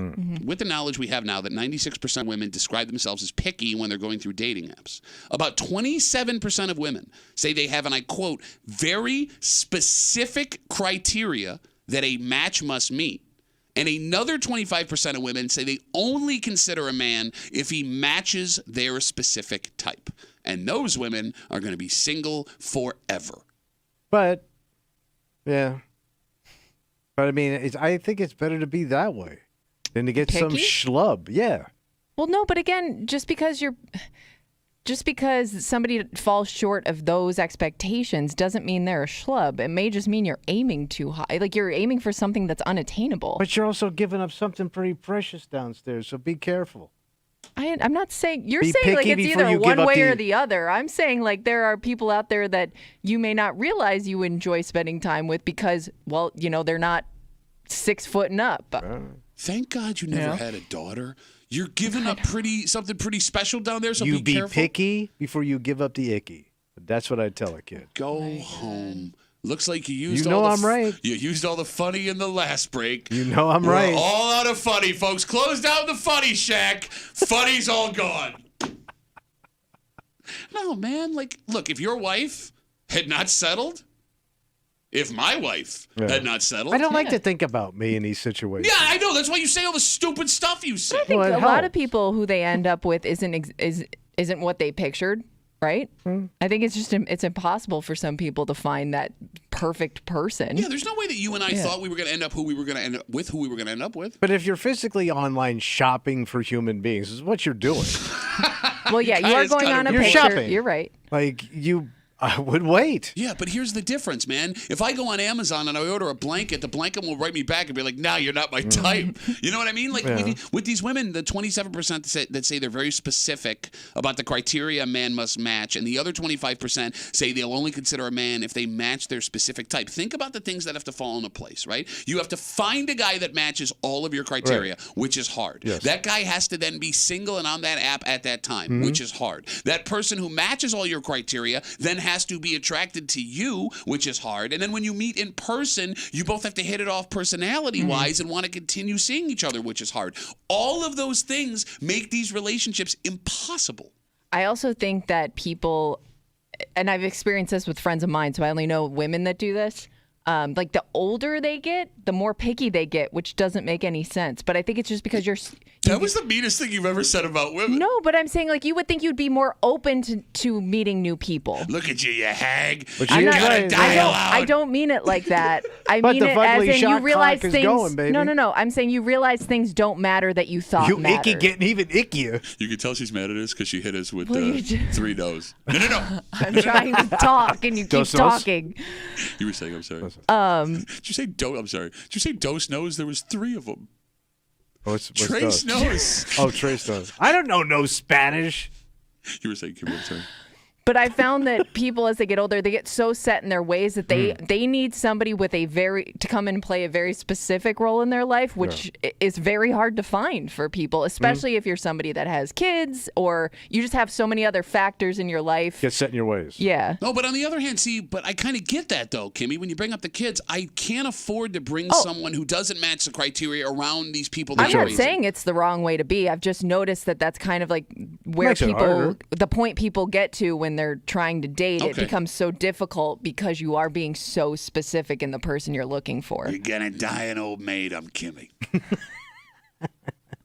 I mean, it's weird because Kimmy, like your husband, you've known him since you were in high school. Yeah. You've had this Ross Rachel on and off again thing going on. Not really. It was a joke. Okay, all right. I'll take it though. I was just looking to use Ross and Rachel in some way.